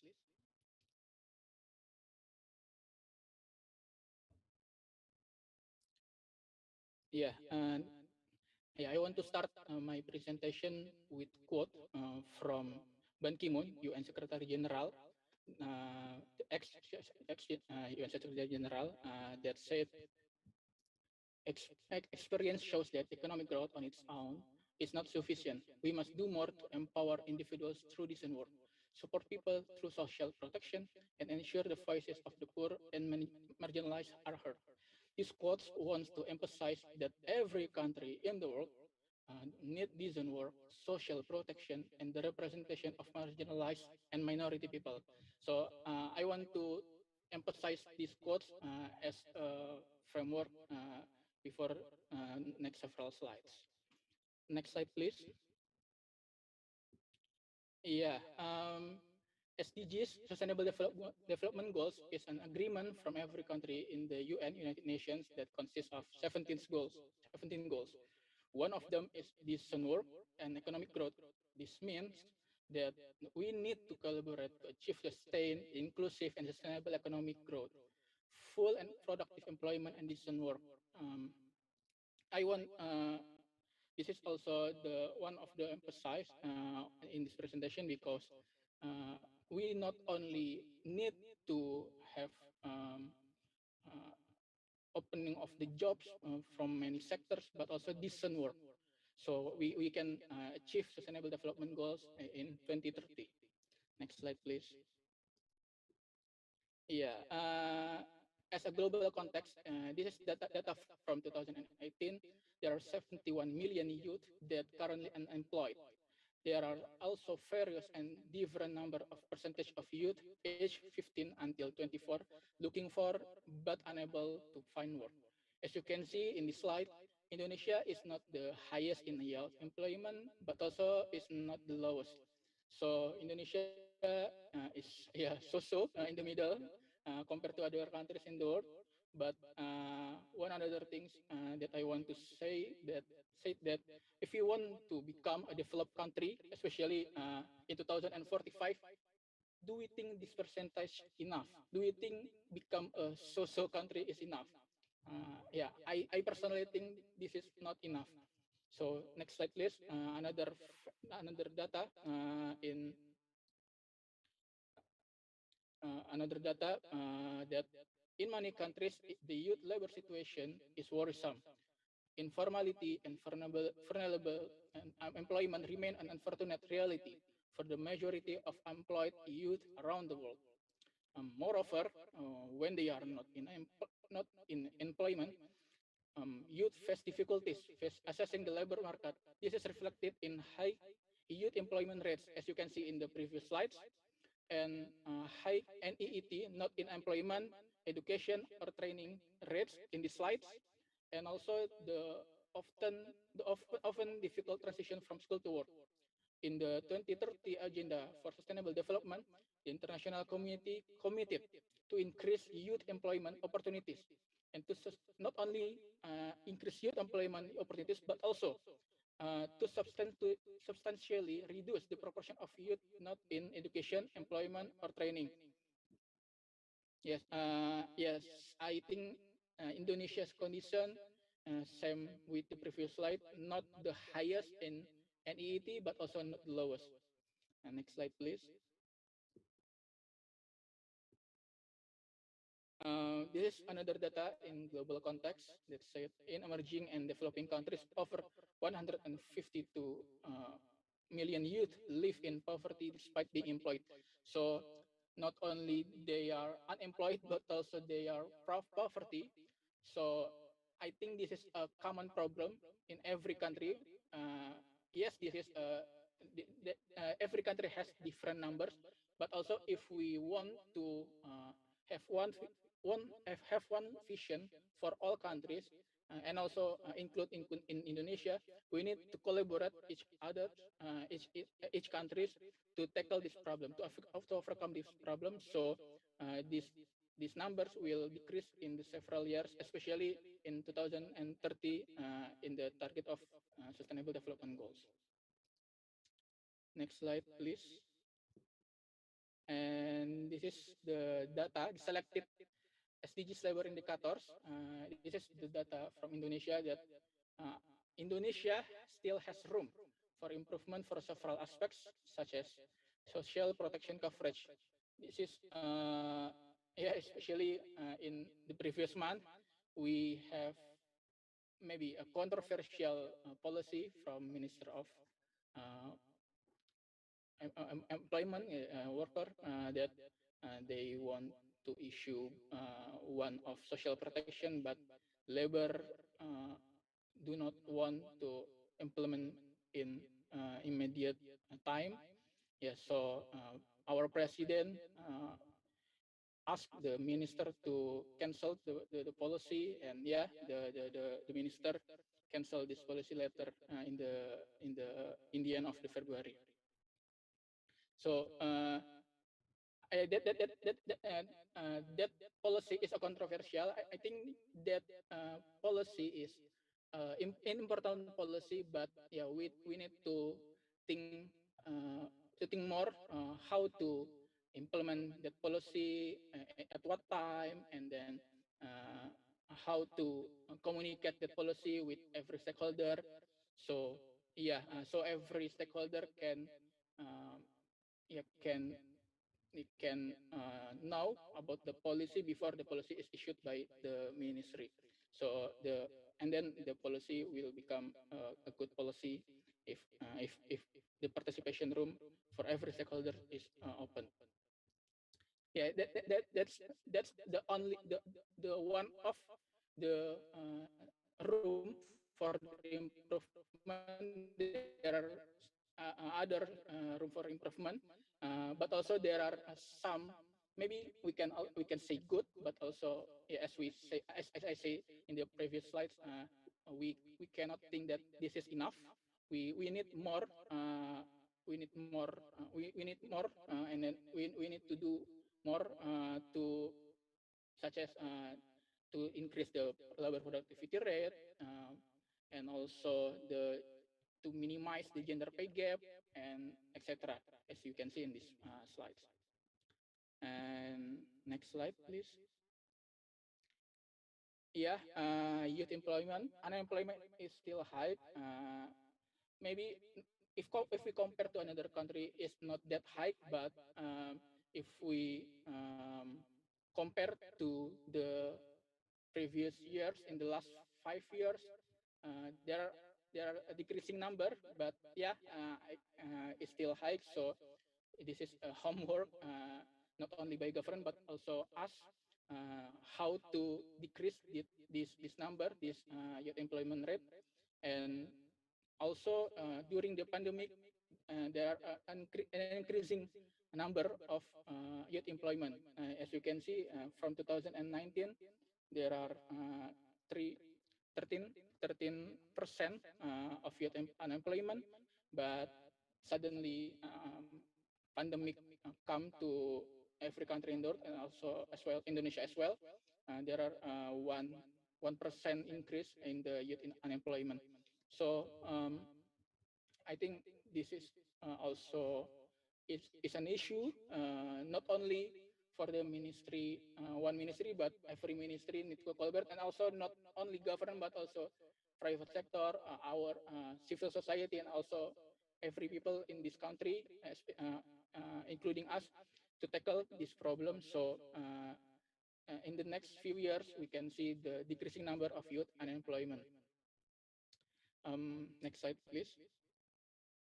Yeah, in the previous slides, we see the data from youth unemployment in age 15 until 24.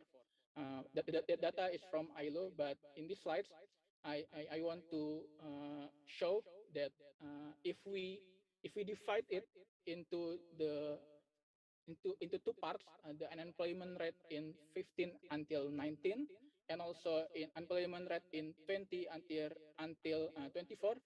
There are different different facts that in unemployment in 15 until 15, there is a decreasing number in pandemic as well. As you can see, yeah, there are an increasing search increase search in from 2015 until 2019, but after that there are a steep decline from 2019 until last year 2020 21, from 20%, 28% to 23%.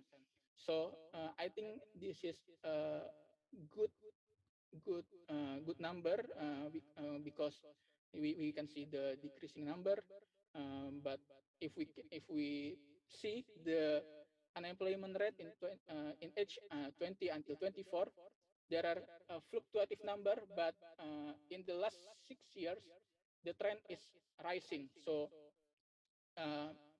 in 2015 the percentage is 12%, but yeah, in 2016, 2017, and then 2018, there are an increasing number. And but then next year in 2000, before the last year before the pandemic, uh, the number is decreasing. But after that, uh, the surge is in unemployment rate between 20 and 24.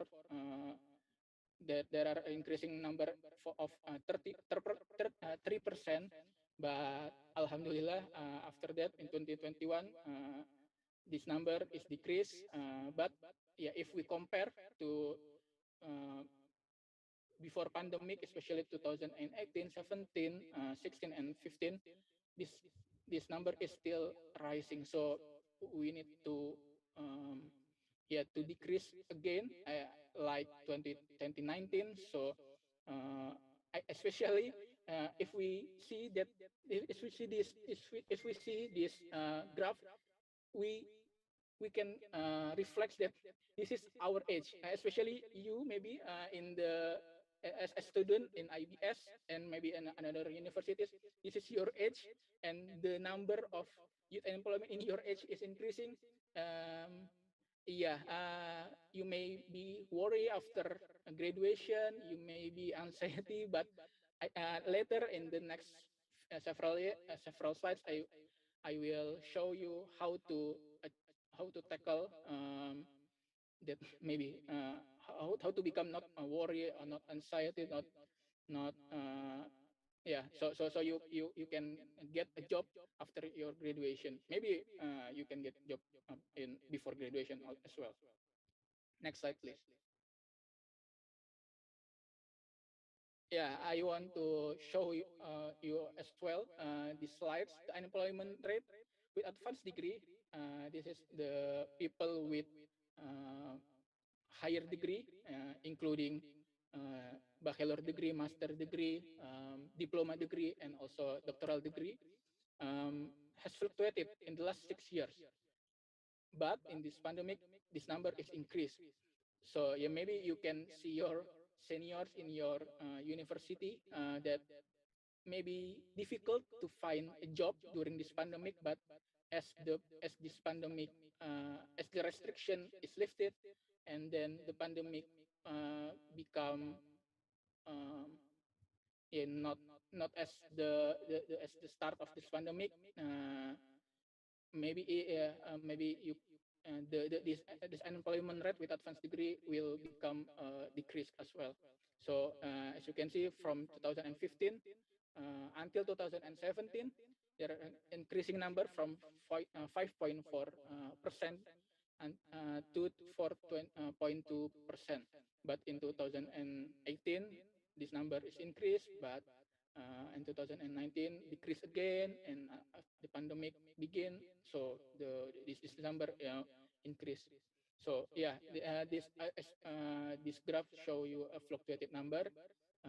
So you may I hope, we hope in 2021 and 2022 and the next several years, this number will become lower. So yeah, in the implementation, you will become you will get job not difficult as this start in the start of the pandemic. Okay, next slide, please. Yeah, this is my this is I want to share you what do we need to prepare for the future of work. So you will not become worry, anxiety after your graduation. So do you need to prepare from now, not near the not in the near before graduation. Next slide.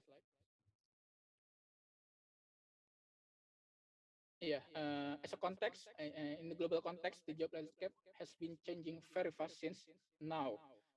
As you can see in the left image, the job landscape in 2022 change compared to the job landscape in 2022 change. There are several jobs that emerging in 2022, but also in the other side, there are also declining roles in the global context, in the global change context in 2022.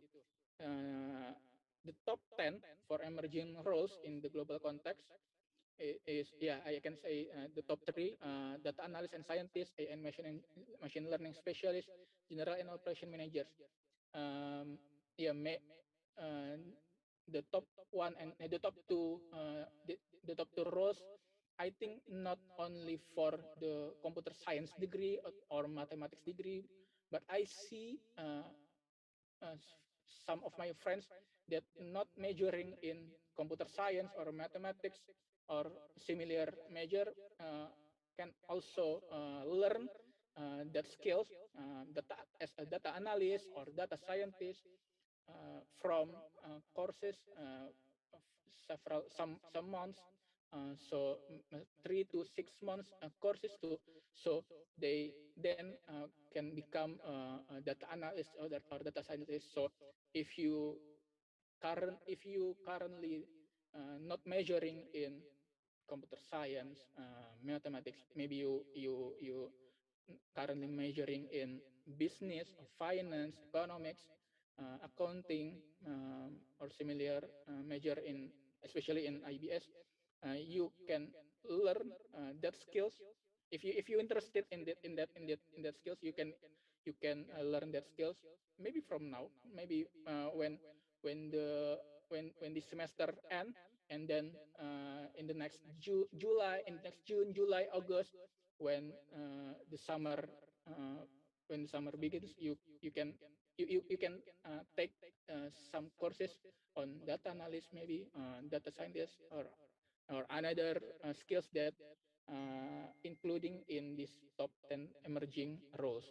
So after graduation, you can be hired by corporate, by government easily. Yeah, as you in the bottom of the graph, there are also top 10 declining roles. This top 10 declining roles is is about the everyday task, the administrative task in general. So if you have not skills on specific skills on, yeah, if you only have skills on maybe administrative, you need to improve your skills. So after graduation, you can be hired. And the in the right image, you can see the job landscape in 2025. New jobs will emerge and others will be displaced by a shift in the division of labor between humans and machines. Uh, as you can you can compare between the left and the right image. There are some roles that changing in this year, and then in the next 3 years. So if you will graduate soon, maybe you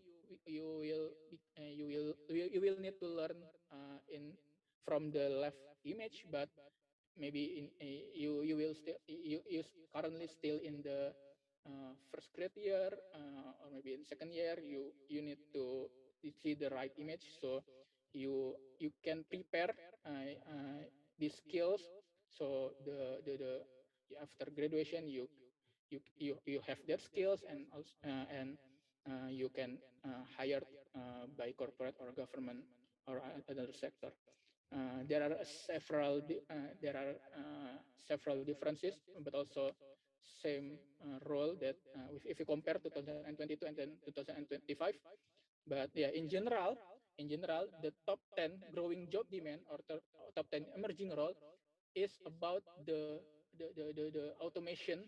It's about the automation, high skill labor, and on the contrary, the decreasing job demand, the top 10 declining roles, is about the low skilled labor, low skill, such as the administrative task.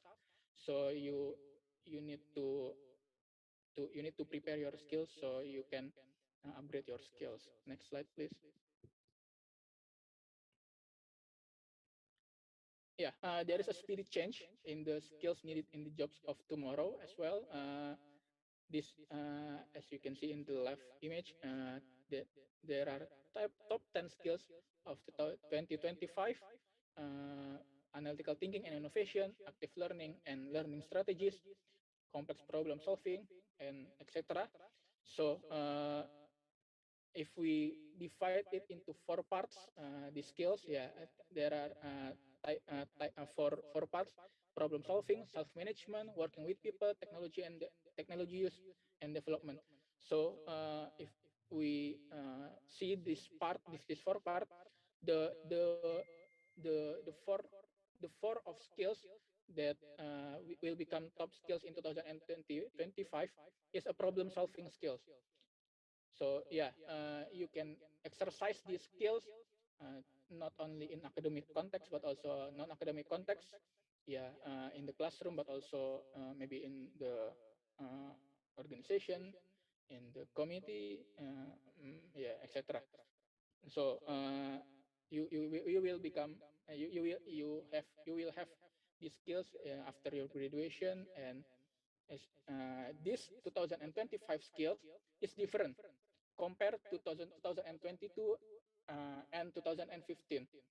If we compare in the left and the right image, there are emerging skills such as complex problem solving is still on the top skills, but but other skills such as yeah, and maybe a negotiation, maybe a create service orientation that become lower in the top 10 skills. So you will need to see this trend comparing to the 2015, 2022, 2025, and maybe in the in long term as well. So you you have prepared your skills since now, since your since you student currently. Yeah. Next slide, please.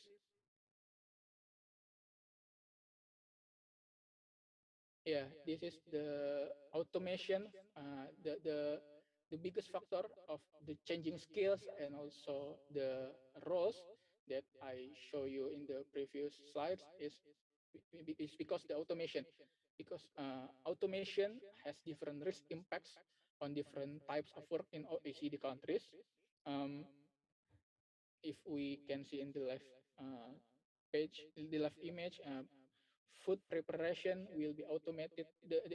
Is the highest automated risk.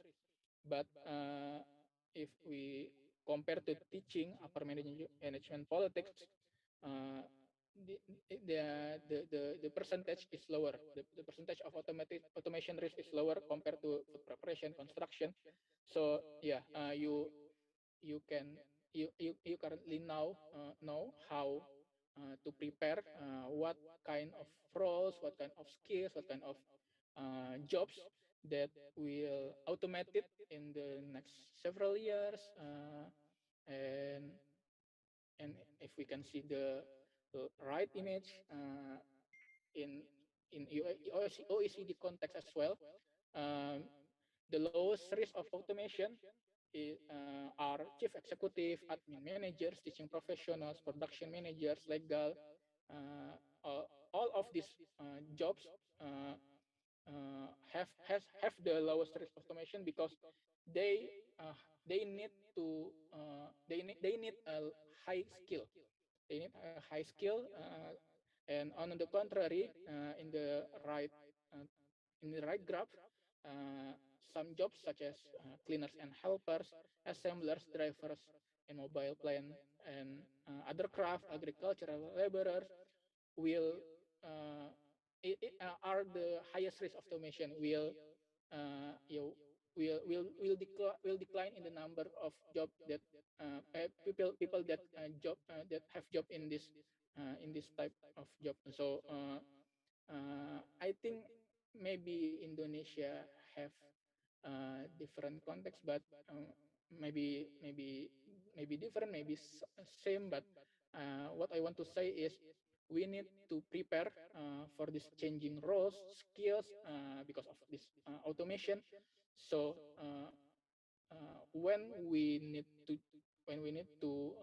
change our job after our graduation, so we have the preparation. So yeah, we we we uh, we can prepare in every time as if we will change the job occupation to another occupation. Next slide, please. Yes, automation and the future of work in Indonesia. This is an Indonesian context. Indonesia's positive story. Many more jobs will be created by 2030 than are lost to automation. This is happy news, but we need to prepare it, because if we don't prepare it, and the others will get that job.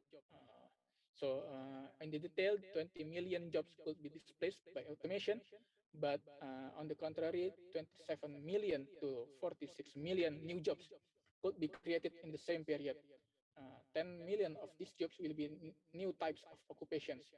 So yeah, maybe if we imagine on 2000 and 2010, 2005, yeah, 10 in the last 10 years, 15 years later, 15 years before now, there are no occupations such as or maybe a little occupation such as social media specialist or data analyst. Maybe there are maybe there are a little of the people have job in that position, but currently there are growing number of people in that kind of job, social media specialist, data analyst, data scientist, and and in the next 5 years, 10 years, 15 years, 20 years ahead, we maybe we can have another kind of job that we cannot imagine now. So yeah, we need to prepare for it. And the sectors that will benefit from the increased labor demand are healthcare, construction, manufacturing, and retail. Yeah, so if you want to prepare for it, maybe you will need to see the roles or occupation in the healthcare sector, construction sector, manufacturing, and retail sectors. To capture this productivity benefits of automation, Indonesians will need to learn new skills. I think this number, this this image is same with the previous presentation, but yeah, there are demand for work that is not easily done by machines will increase. Data collection and processing along with predictable physical activities could be most affected by automation, with a decline in working hours for all three tasks. An increasing share of jobs in Indonesia will require college and advanced degrees. Fortunately, Alhamdulillah, you have advanced degree. So Indonesians who complete secondary condition will likely see the largest net change in employment by 2030. And next slide, please. I think this is the same image, the same slides with the previous presentation. Kak Iman, my senior in Faculty of Economics and Business, and an increasing percentage of jobs will require college and advanced degrees.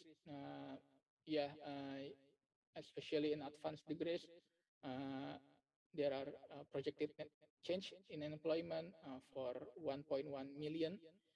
So the change in jobs in percentage from 2014 until 2030 is around 66%. Yeah, next slide, please.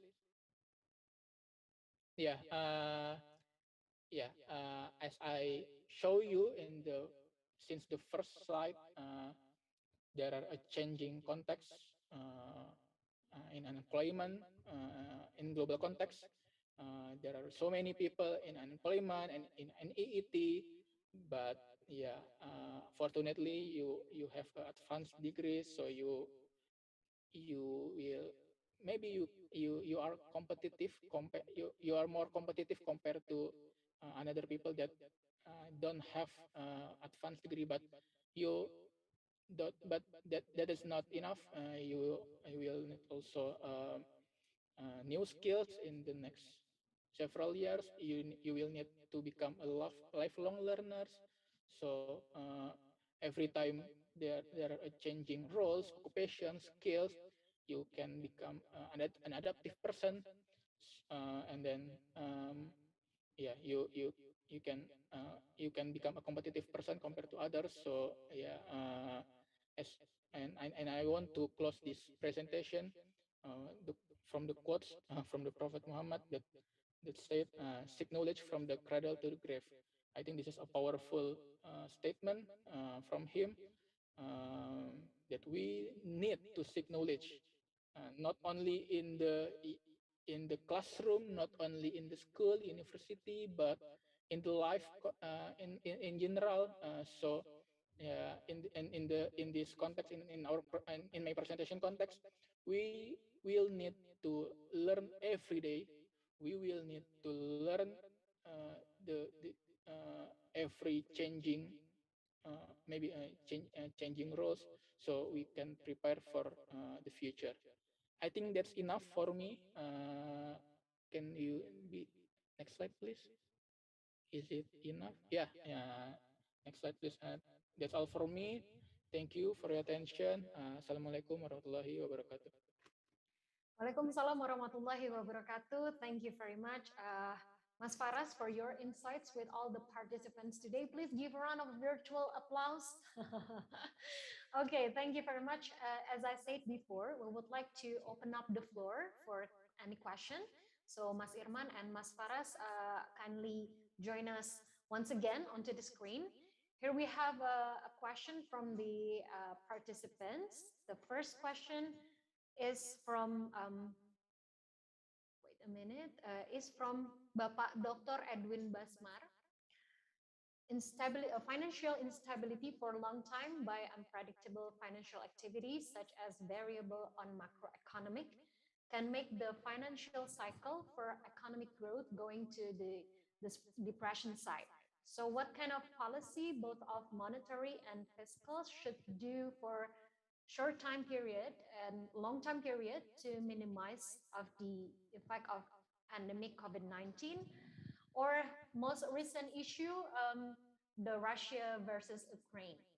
Maybe it can be answered by both of speakers. Maybe I can pass it to Mas Irman first. Okay. Okay, thank you, Sasti, and thank you, Dr. Edwin Basmar, for the question. This is very sophisticated and interesting question. So in terms of short-term and long-term policy measures, I think we could see from what government has done throughout the pandemic and every crisis episode that basically policy is a counter-cyclical measures, which means that if the economy um, is growing too fast, government or central bank need to slow the pace of economic growth. But when it's going down in a downturn period, like what we are experiencing now, they need to, disperse stimulus to cushion the impact of this downturn period. That is a short-term policy measures that we need to take, and that's what government has done so far in the period of global financial crisis, Asian financial crisis, and this pandemic, COVID pandemic, and eventually this, smoothing the growth cycle by doing this counter-cyclical policy would lead into a long-term growth, a stable long-term growth. That's what the objective of the policy measures taken by the government by doing counter-cyclical actions. And I think government has done so well during the pandemic of COVID-19 because as you can see, they are being more flexible than previous episode of global financial crisis and Asian financial crisis. They even revised the law and let the fiscal deficit went up to above 3%, taking the risk to save vulnerable groups, and doing the extraordinary measures by letting central bank purchasing bonds the bonds in the primary market, which we prohibited prior to the pandemic, and the due diligence or the fiscal discipline is becoming better now, as we still remember that prior to the Asian financial crisis, when the central bank is still under the government, they printed money so much, inflation is going up. But now inflation is very benign. It's still within the target of the central bank of 2% to 4%. And they actually smoothen the curve of the cycle into the long-term growth target. Basically, all the measures which we acknowledge as a policy package or a policy mix between the fiscal and monetary policy that has been taken by Bank Indonesia and government is actually quite adequate and sufficient for now, I think, for the short term. And what I want to, I'm not trying to like exaggerating or what, but it's getting better, honestly. If you look at the data, since since the existence of. Sorry, can you please mute the microphone? Participant, can kindly mute your mic. Okay, Yeah. thank you. We can proceed, Mas Irman. Okay, so where were we? Okay, so basically, since the existence of Komite Stabilitas Keuangan, Financial Stability Committee, the coordination between monetary and fiscal authorities is getting better. So they did this monthly meeting to assess and to decide whether the financial stability is at stake or not. So what we need to do in the short term. So I think in terms of this policy circumstances, it's getting better, and they did well in the pandemic. But if we're talking about the long term objective, it's still very challenging. You know that we have the medium and long term objective called RPJMN. It's a plan for our economic growth, but I still see that when there is a change in presidential or government, government components, it's sometimes not doing the structural policies that is in line with our medium and long-term growth, because it is understandable that every president or every government authorities has their self-interest, but I think for the long-term trajectory, we need to actually do better in terms of coordination and sustainability in the policy itself, because especially with the recent policies that we already had, such as building new capital in the Kalimantan, building infrastructure. That's actually addressing the issues of logistic costs and also wealth distribution in Indonesia, which we know that our inequality is actually getting better, but still compared to other countries, it's actually quite high. But we need to make sure that this is going to be sustainable as well. So the long-term objectives in terms of growth would be achieved, especially with the disruption from this pandemic. So we were actually planning to achieve the title of high-income country by 2045 with all the benefits and advantages that we have now. You know that we are currently experiencing the demographic dividend, where the productive age groups are at peaking now. So as you can see that there are so many young people that are ready to go to labor markets now. So we need to optimize and take advantage of this phenomenon, because demographic dividend is not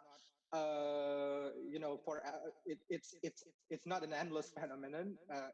We are one day will be getting older over the time, and once this group of people turning into a senior groups of people, we need to adjust our fiscal budget to, like adjusting infrastructure to accommodate the needs of senior citizens and stuff.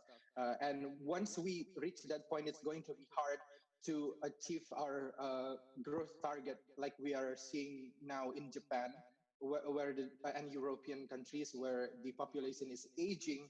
They don't consume as much as they were in the young age. So the transmission of policy would be less effective than before, either for policy in terms of fiscal or monetary. So they are becoming more muted to the policy measures. So now it's the time for us to focus on this group of people. That's why we're talking about decent works. We need to push them. We need to equip them with proper and relevant skills that would increase the output, as we mentioned in the solo growth model in my last slide, that this labor need to be productive. And I think the policy direction is actually on track, but the question is whether it is going to be sustainable in the next period of presidency. So I think that's a thing from real sector. But in terms of financial sector, our financial sector is relatively quite shallow compared to other countries, especially our neighboring countries like Malaysia.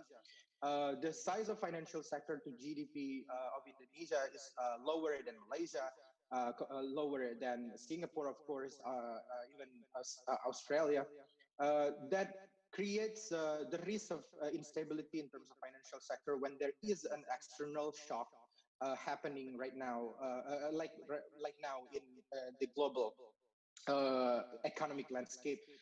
Imagine if you are a rich person with money like 10 million rupiah, say, if your money coming from, say, your parents like 5 million, it's only like it will be like 50% of your income, of your wealth, out of 10 million, right? But so when your parents ask your money back 5 million, you lost 50%. But if your wealth is actually 8 million, and this and 5 million is coming from your parents, and when they ask you to give back the money to them, the share is getting bigger. So the shock for you in terms of your income or wealth is getting bigger as well. So that's the analogy of the financial sector depth. That's what we need to do. We need to increase our financial sector size. So we call it with financial sector deepening. So when there is a shock from the foreign investors, global turbulence, the shock, the magnitude would becoming, milder. And that's, I think, what OJK and BI is currently working on. Despite the pandemic, they are still working on the financial deepening by issuing financial instruments, diversifying financial instruments, and promote financial inclusions. And there is a blessing in disguise during this pandemic, actually, where the share of domestic assets in financial sector is now domestic driven compared to the period of pre-pandemic, where say that our bonds market, we see that in the previous years before the pandemic happened, 35% of our bonds held by the foreign investors. But due to the pandemic, this share dropped to below 20%, because they sold their bonds holding and back to the safe haven countries such as the US, the Europes, which actually pushed the share down. But on the other hand, government keep disbursing this stimulus, so liquidity is flush, economy is flooded with the liquidity. But you can't do traveling, you can't go to Bali during the pandemic to spend your money. So then what to do with the money? You purchase bonds, you put it in the cryptocurrency, you put it in equity markets. That's why we see that so many influencers in financial sector becoming like very booming during the pandemic, especially in 2020. Everyone's like willing to learn where to put their money because they can't spend in the real sector. So it's kind of blessing in disguise, I think, because now when the Fed is on track, like I mentioned, due to the high inflation, they started to normalize, hike the rate. But the impact to our financial sector is actually quite mild. Also, the phenomenon of Russia and Ukraine. We do trade with Russia and Ukraine, but it's only a very small part because our major trading partners China, Europe, and US. So I think it would not be we would not be much affected by the Russia-Ukraine tension. But the most concerning transmission channel is from oil price, as I mentioned in the my presentation, where once this oil price is going up and up, and government adjusts the domestic price of fuel, it would hamper our inflation and affect the consumer purchasing power. So, but in terms of financial sector, I think there is an advantage from COVID pandemic because now equity bonds market are domestic investors driven, which means that what happened in the global economy not really affecting our financial sector due to this pandemic. So I think we should seize this opportunity to continue build our financial sector depth, so we could minimize the impact of the global or external turbulence in the near future for our long-term growth. I think that's from my point of view. Sasti, thank you. All right, thank you so much, Irman, for very holistic answers. And Mas Faras, do you want to add something about the question? No, no, thank you. I think that's very comprehensive answer. Okay, okay, we would like to proceed to the next question. This is from Mbak Nindya Fujika Nindya Putri. How can we build a stronger, more sustainable and inclusive Indonesian economy during the COVID-19 pandemic's economic recovery period? Maybe I can pass it for Mas Faras first, please. Yeah, wait. How can we build stronger, more sustainable, inclusive Indonesian economy? Yeah. First of all, we need to empower poor people, marginalized people, as the number 8 SDG said in the last sentence. We need to empower them, marginalized and poor people, and also the minority people. In terms of region, we need to emphasize the development in Papua, in 3T, and yeah, in another underdeveloped areas as well. In terms of wealth, I think we need to give more BLT, cash transfer, another social policy to poor people, to marginalized people, so they can only have and they can only have limited impact on because of this pandemic.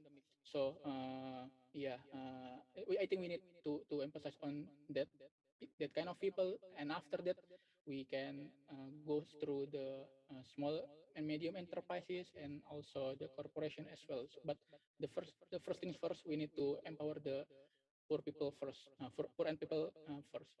And that's for more stronger and sustainable, because in this pandemic we have increasing number of poor people. Are, if I'm not wrong, around 3%. Correct me if I'm wrong. In maybe in terms of percent is not that big, but in terms of nominal is a very big number. So fortunately, after government gives some policy to protect this kind of people, the poor people have decreased in the September 2021. From the data is are from September 2021. Yeah. and for inclusive Indonesian economy after pandemic yeah, I think that's all from me, and that's enough for me. Okay, thank you, Mas Faras, for your answers. So the first thing is empowering the lower income people or citizens to build a stronger and sustainable inclusive during the recovery period. Okay, because we have a limited time, so we would like to proceed to the next question from Ibu Minerva Tamara. How are the main provision of international labor standards relevant to the evolving COVID-19 outbreak? Maybe it can be answered by the two speakers. Maybe Mas Irman first. Yeah, thank you, Sasti and Ibu Minerva. So I think now it's quite challenging to see the changes in labor market, as I mentioned before, that the supply side is not catching up yet to the demand side. So labor market is actually quite tight now. That's why we see that in the US, where the recovery is going faster than other emerging markets, wages is going up, contributing to inflation as well. So this number, like the data I showed before, that this number is not it's actually improving, but the absorption of labor is not back to the pre-pandemic level yet. So how could be the international provision of international labor standard could be relevant to the COVID-19? I think, you know, as the actually the trend of labor market across the globe is actually quite in line, because shift in the phenomenon in the labor market, what the industry needs, what the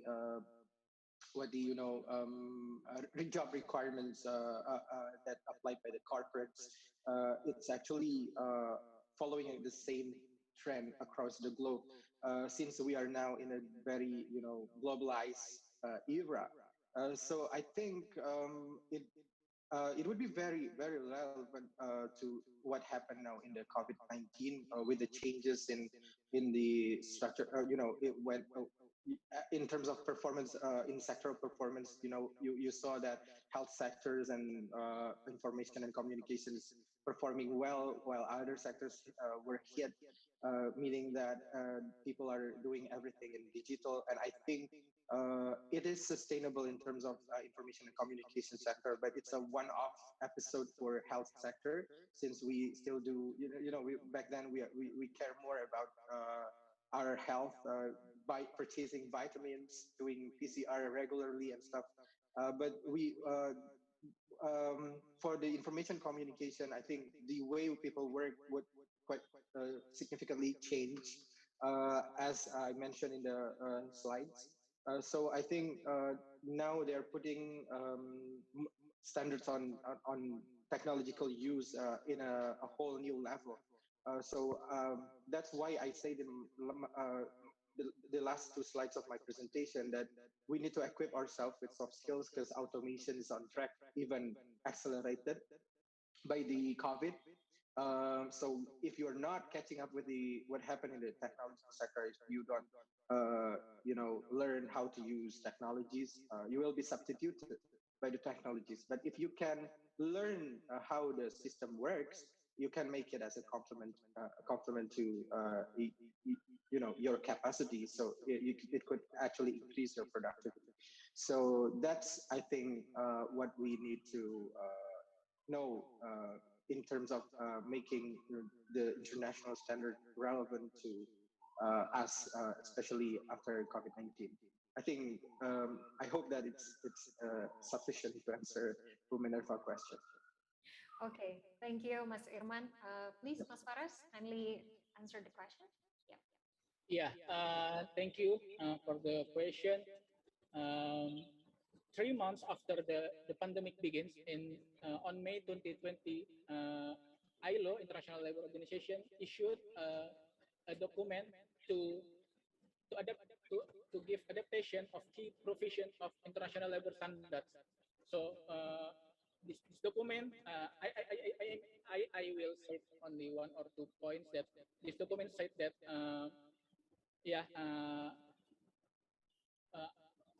corporation or a government need to protect people first. So they need to protect from the health risks that may affect the labor in the office. So that's the first priority to to adaptation in terms of this current outbreak, pandemic outbreak.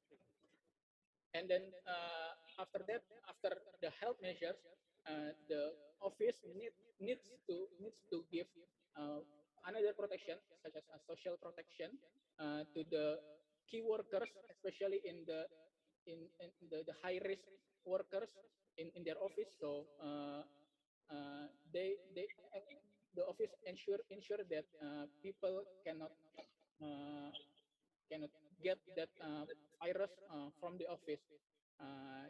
So yeah, so ILO have the standard, have the provision to adapt on this outbreak, and some on developed country context, they can adapt it more easily compared to developing countries, yeah, because of many factors. But that I want to say that we need to protect people first, as ILO said, and then after that we can, yeah, we can see the how can we achieve another goals that office plan in the beginning year, especially in the 2020.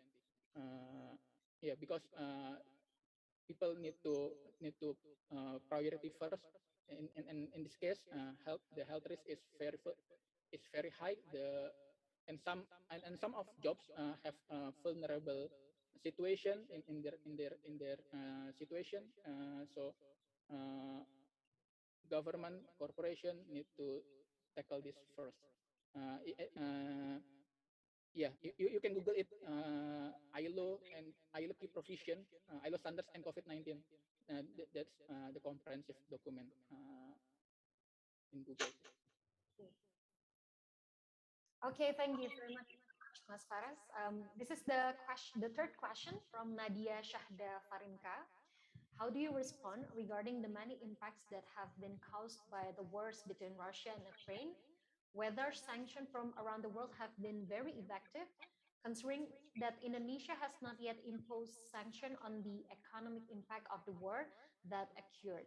However, the impact can be felt starting from the rising world oil prices, as Mas Irman said before, the ISG, which has fallen very drastically, and of course, in Bali, there are obstacles for foreign tourists to experience payment problem through the ATMs they use are stopped.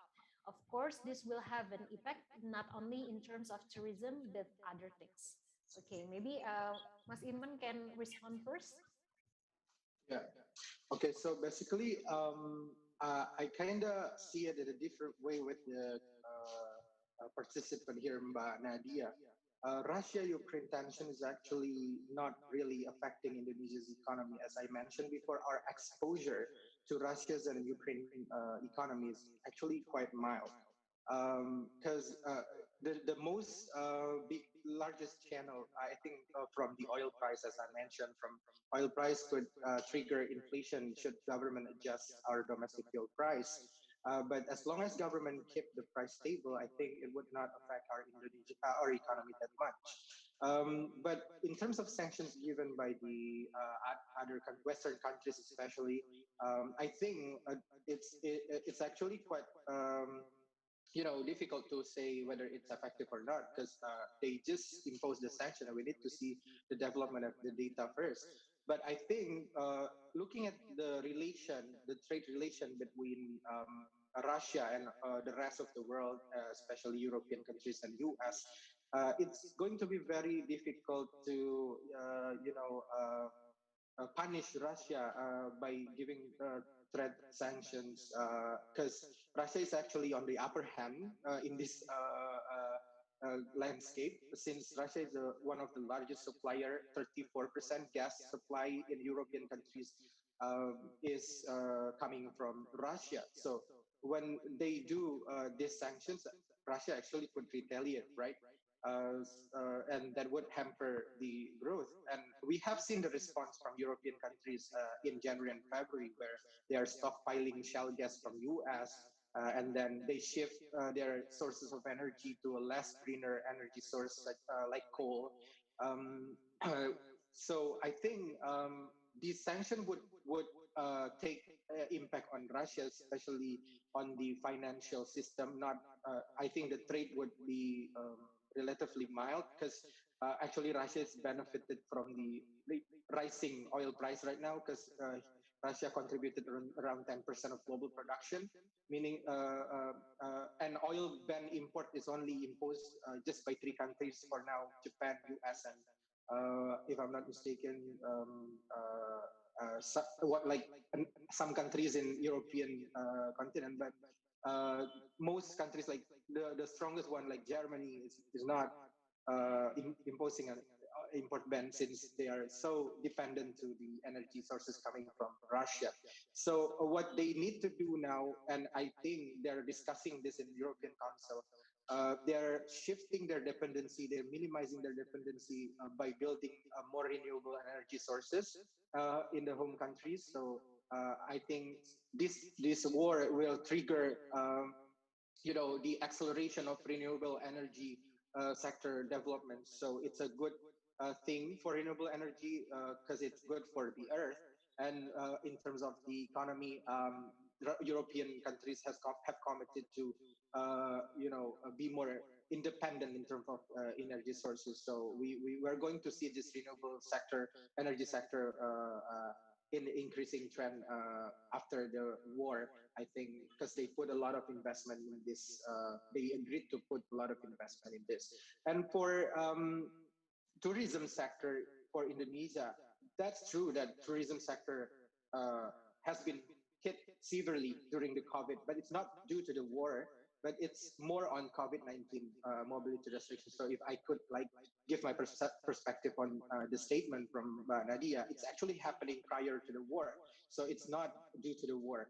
But now we are opening Bali, Lombok, and our tourism destinations again. And I think as many countries claim this pandemic as endemic, it could be a potential revenue for us. That tourism is going to be better this year. Hopefully, as I mentioned, there will be, I hope that there's not going to be another wave of, like, say, Omega or Omicron or another variant of COVID-19 that could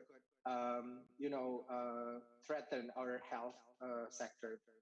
And for IHSG, our financial sector, actually, as I mentioned before, as this financial sector now, due to the COVID-19, more domestically driven, the impact of Russia and Ukraine war is relatively mild. So yes, during the pandemic, our stock market dropped significantly due to the sell-off action from the foreign investor. But now domestic investor has a lot of money that they couldn't spend in traveling and restaurants and stuff.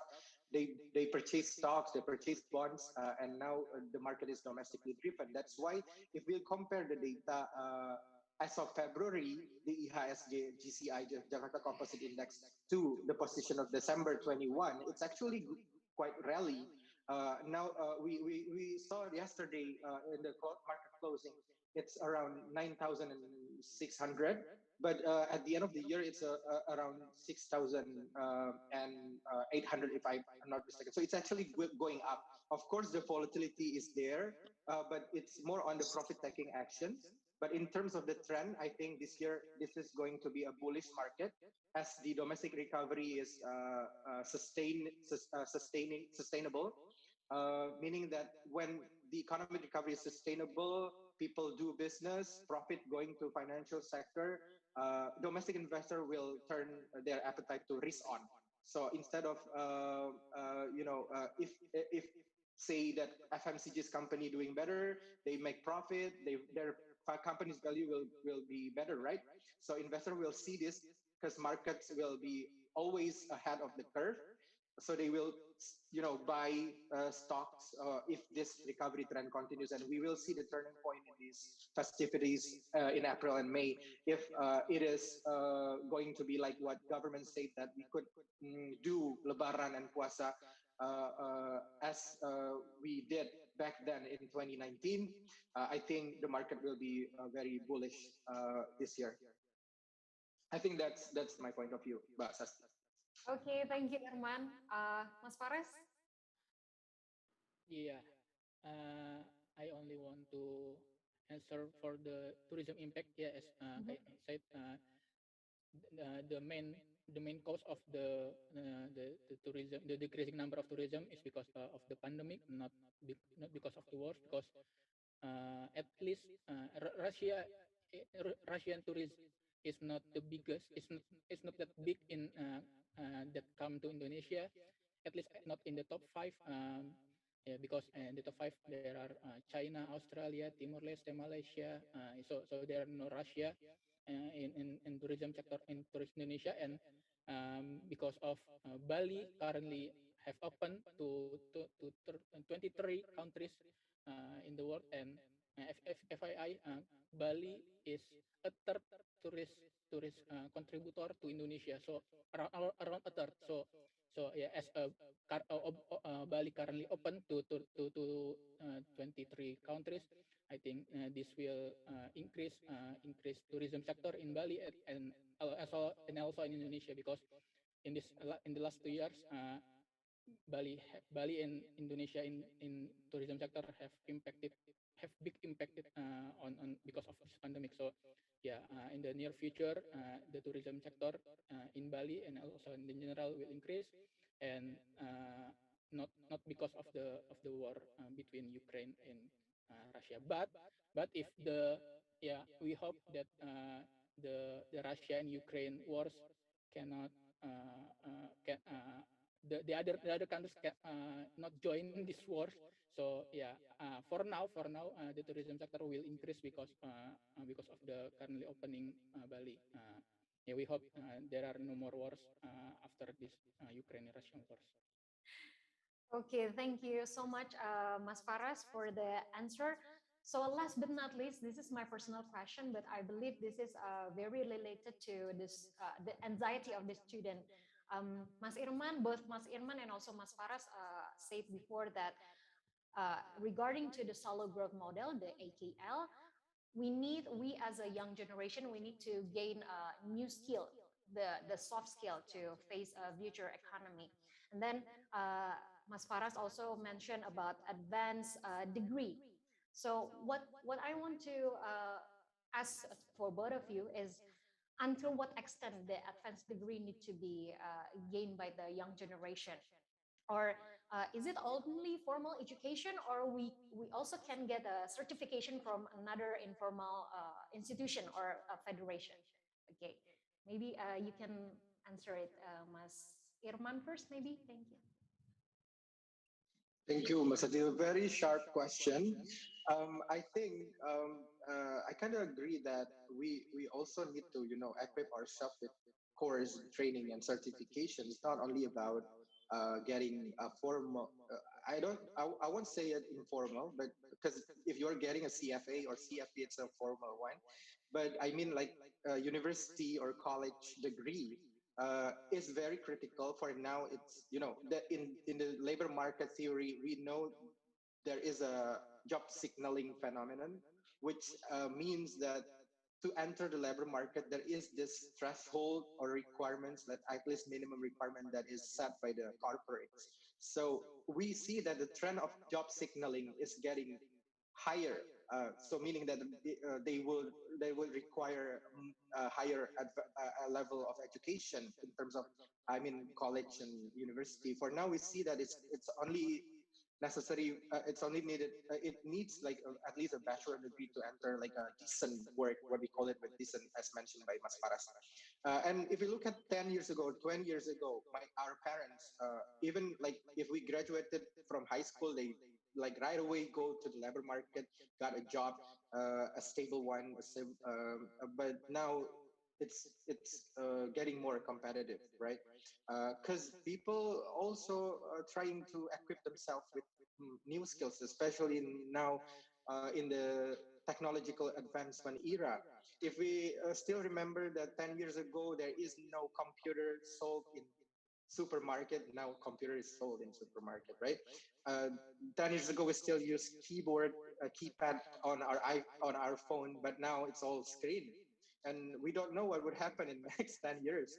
So we need to be ready in terms of like technological capacity. So you need to be aware of the development first. Sorry, I think I'm running out of battery here. But after my answer, I'll take my charger. But all in all, what I'm trying to say is that it for now bachelor is necessary, but I believe that one day, like in the next 10 years, master would be required as the labor market is getting more competitive. But the thing is, in the short term, you can equip yourself with the skills first and experience. Because based on my experience, that's our formal education or college education is a signal or a threshold to enter the market. But once you got into the real labor market, what determines your career, what determines whether you are going to achieve your target in the labor market itself is the soft skill. It doesn't matter where you graduated from. It doesn't matter your GPA. Doesn't matter like how smart you are. If you can't work with people, they want it won't be good for your career path. So I guess to achieve decent work and thrive in labor market in the future, soft skill is very critical and completed by the skills of technological use and a proper education background for a decent work. I think that's from me. I believe that Mas Faras would add more on this in terms of structural research that he has been done.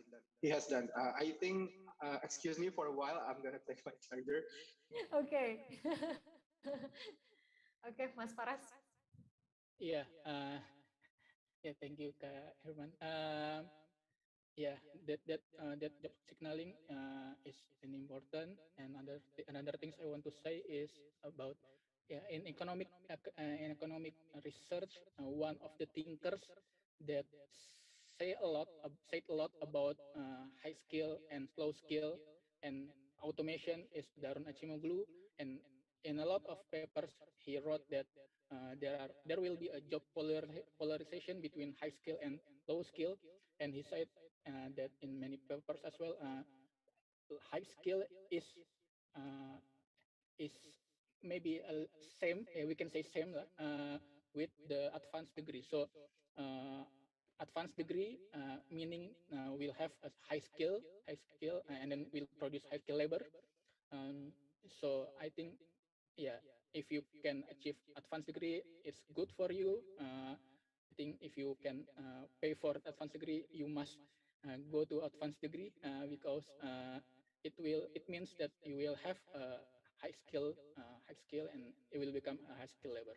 But in terms of soft skill, yes, as I mentioned in my slides, there are also a growing numbers of soft skills such as problem solving.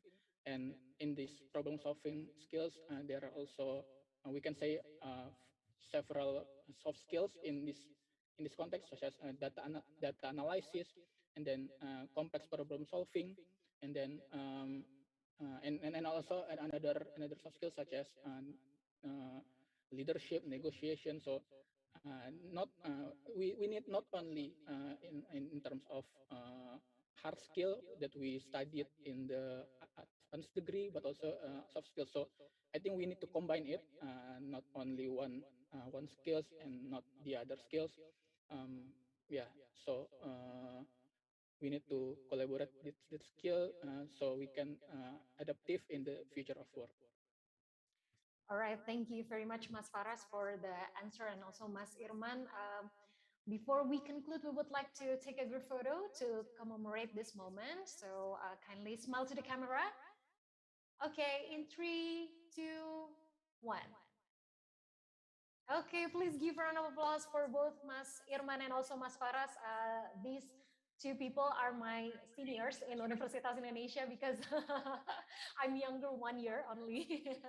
But these two are really incredible and so amazing, sharing your valuable and also profound insight with all of us here. That concludes of this session. Once again, on behalf of the committee, I would like to express our heartfelt gratitude to our speaker, Mas Irman, and also Mas Faras, for your valuable and also profound insight. And also, I would like to say thank you to all the participants for paying attention, as well as showing huge avidity throughout this session. We do really hope to see you again in the near future. Stay safe and stay healthy. I'm Sasti Afsari as a moderator signing out. And I would like to return this virtual stage to the MC, Lavenia, and Quinta. Here you go. Thank you, everyone. Such a Thank you, Mr. Irman Faiz and Mr. Izzuddin Alfaraz Adha for the presentation. That was very interesting and insightful. Also, Ms. Asti Hapsari Nurdiana Sosromijoyo as moderator. Furthermore, the provision of plaques and e-certificates as a sign of gratitude to the speakers and moderator.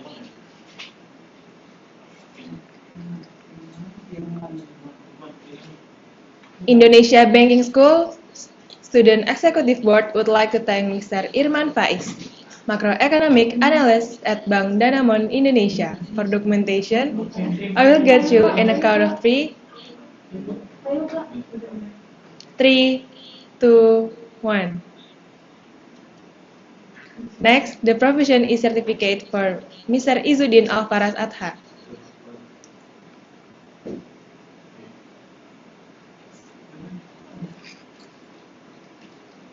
Indonesia Banking School Student Executive Board would like to thank Mr. Izzuddin Alfaraz Adha as a MSc researcher at Institute for Development of Economics and Finance. For documentation, I will get you in a count of three.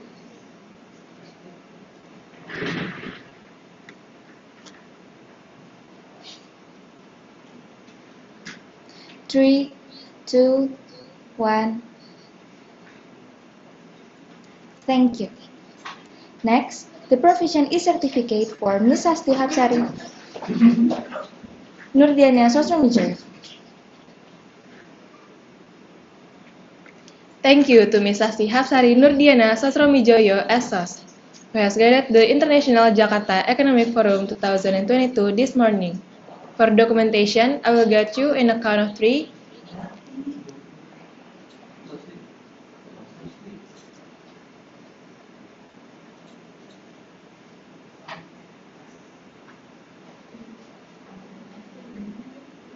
3, 2, 1. Thank you.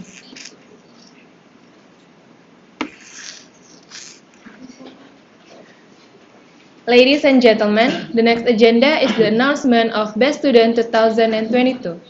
Best Student is a scientific writing competition organized by the Student Executive Board of Indonesia Banking School, which is participated by the students of Indonesia Banking School.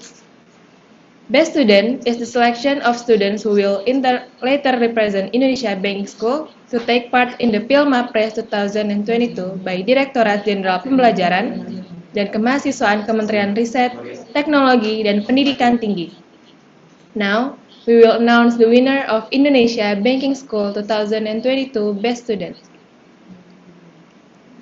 The second place of Indonesia Banking School Best Student is won by Maria Angelica, with the title of Scientific Writing, Karakter Kepemimpinan Wanita dalam Perekonomian Digital di Era Industri 4.0, on behalf of Fadil as the head of event. Congratulations to Maria Angelica. For documentation, I will get you in a count of three. 3, 2, 1. Thank you.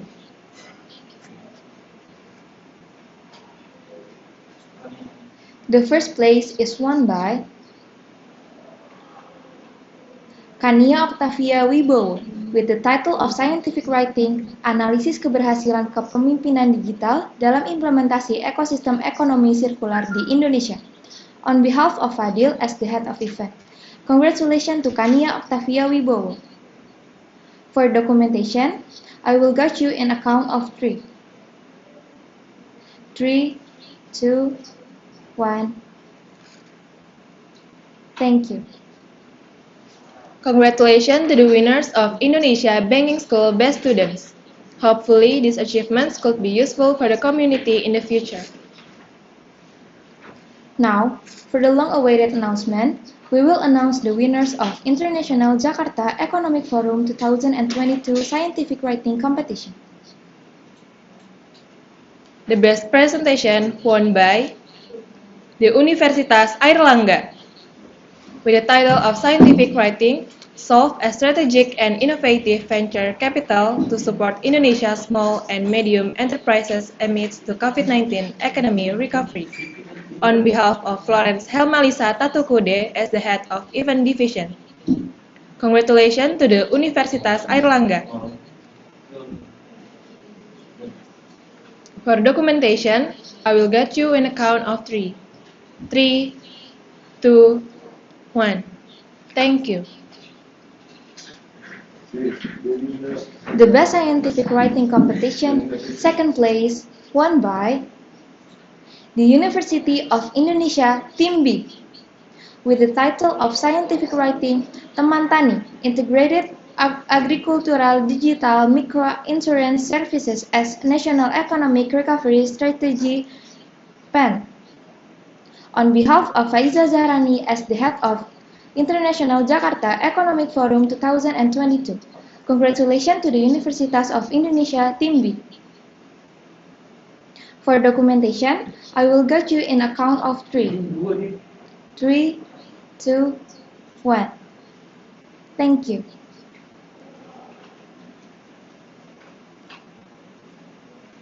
The Best Scientific Writing Competition, first place, won by the University Changjung Christian University, with the title of Scientific Writing, Social Business, a Remedy from the Aftermath of COVID-19, on behalf of Himawan Adi Nugroho as the Student President of Indonesia Banking School Student Executive Board.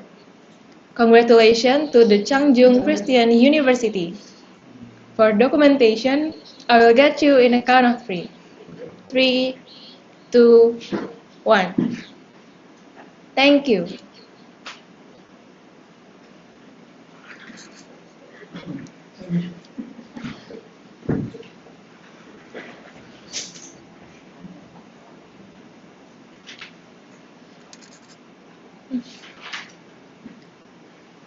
We congratulate to all of the winners of International Jakarta Economic Forum 2022 Scientific Writing Competition. Hopefully, this achievement can be helpful to the community, especially for the Sustainable Development Goals 2030 agenda. The International Jakarta Economic Forum 2022, with the theme The Role of Young People in Realizing SDGs 2030, in a target of decent work and economic growth during the COVID-19 recovery through science and technology innovation. Sponsored by Bank Indonesia, Yayasan Pengembangan Perbankan Indonesia, and Lembaga Pengembangan Perbankan Indonesia.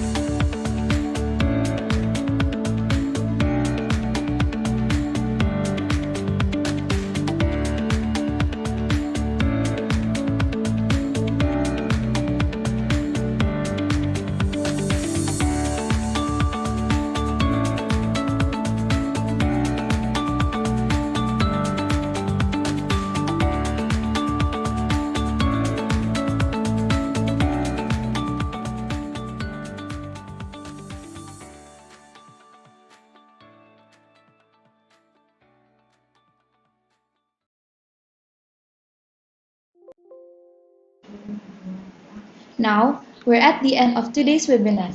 Thank you very much for your presence and attention today. Don't forget to fill in today's webinar attendance in the chat column to get the webinar e-certificate. I'm Daniela Quinta Anastasia, and my partner, Lavinia Permatasari, will take our leave. Thank you and see you at next year's International Jakarta Economic Forum. Good afternoon and stay healthy.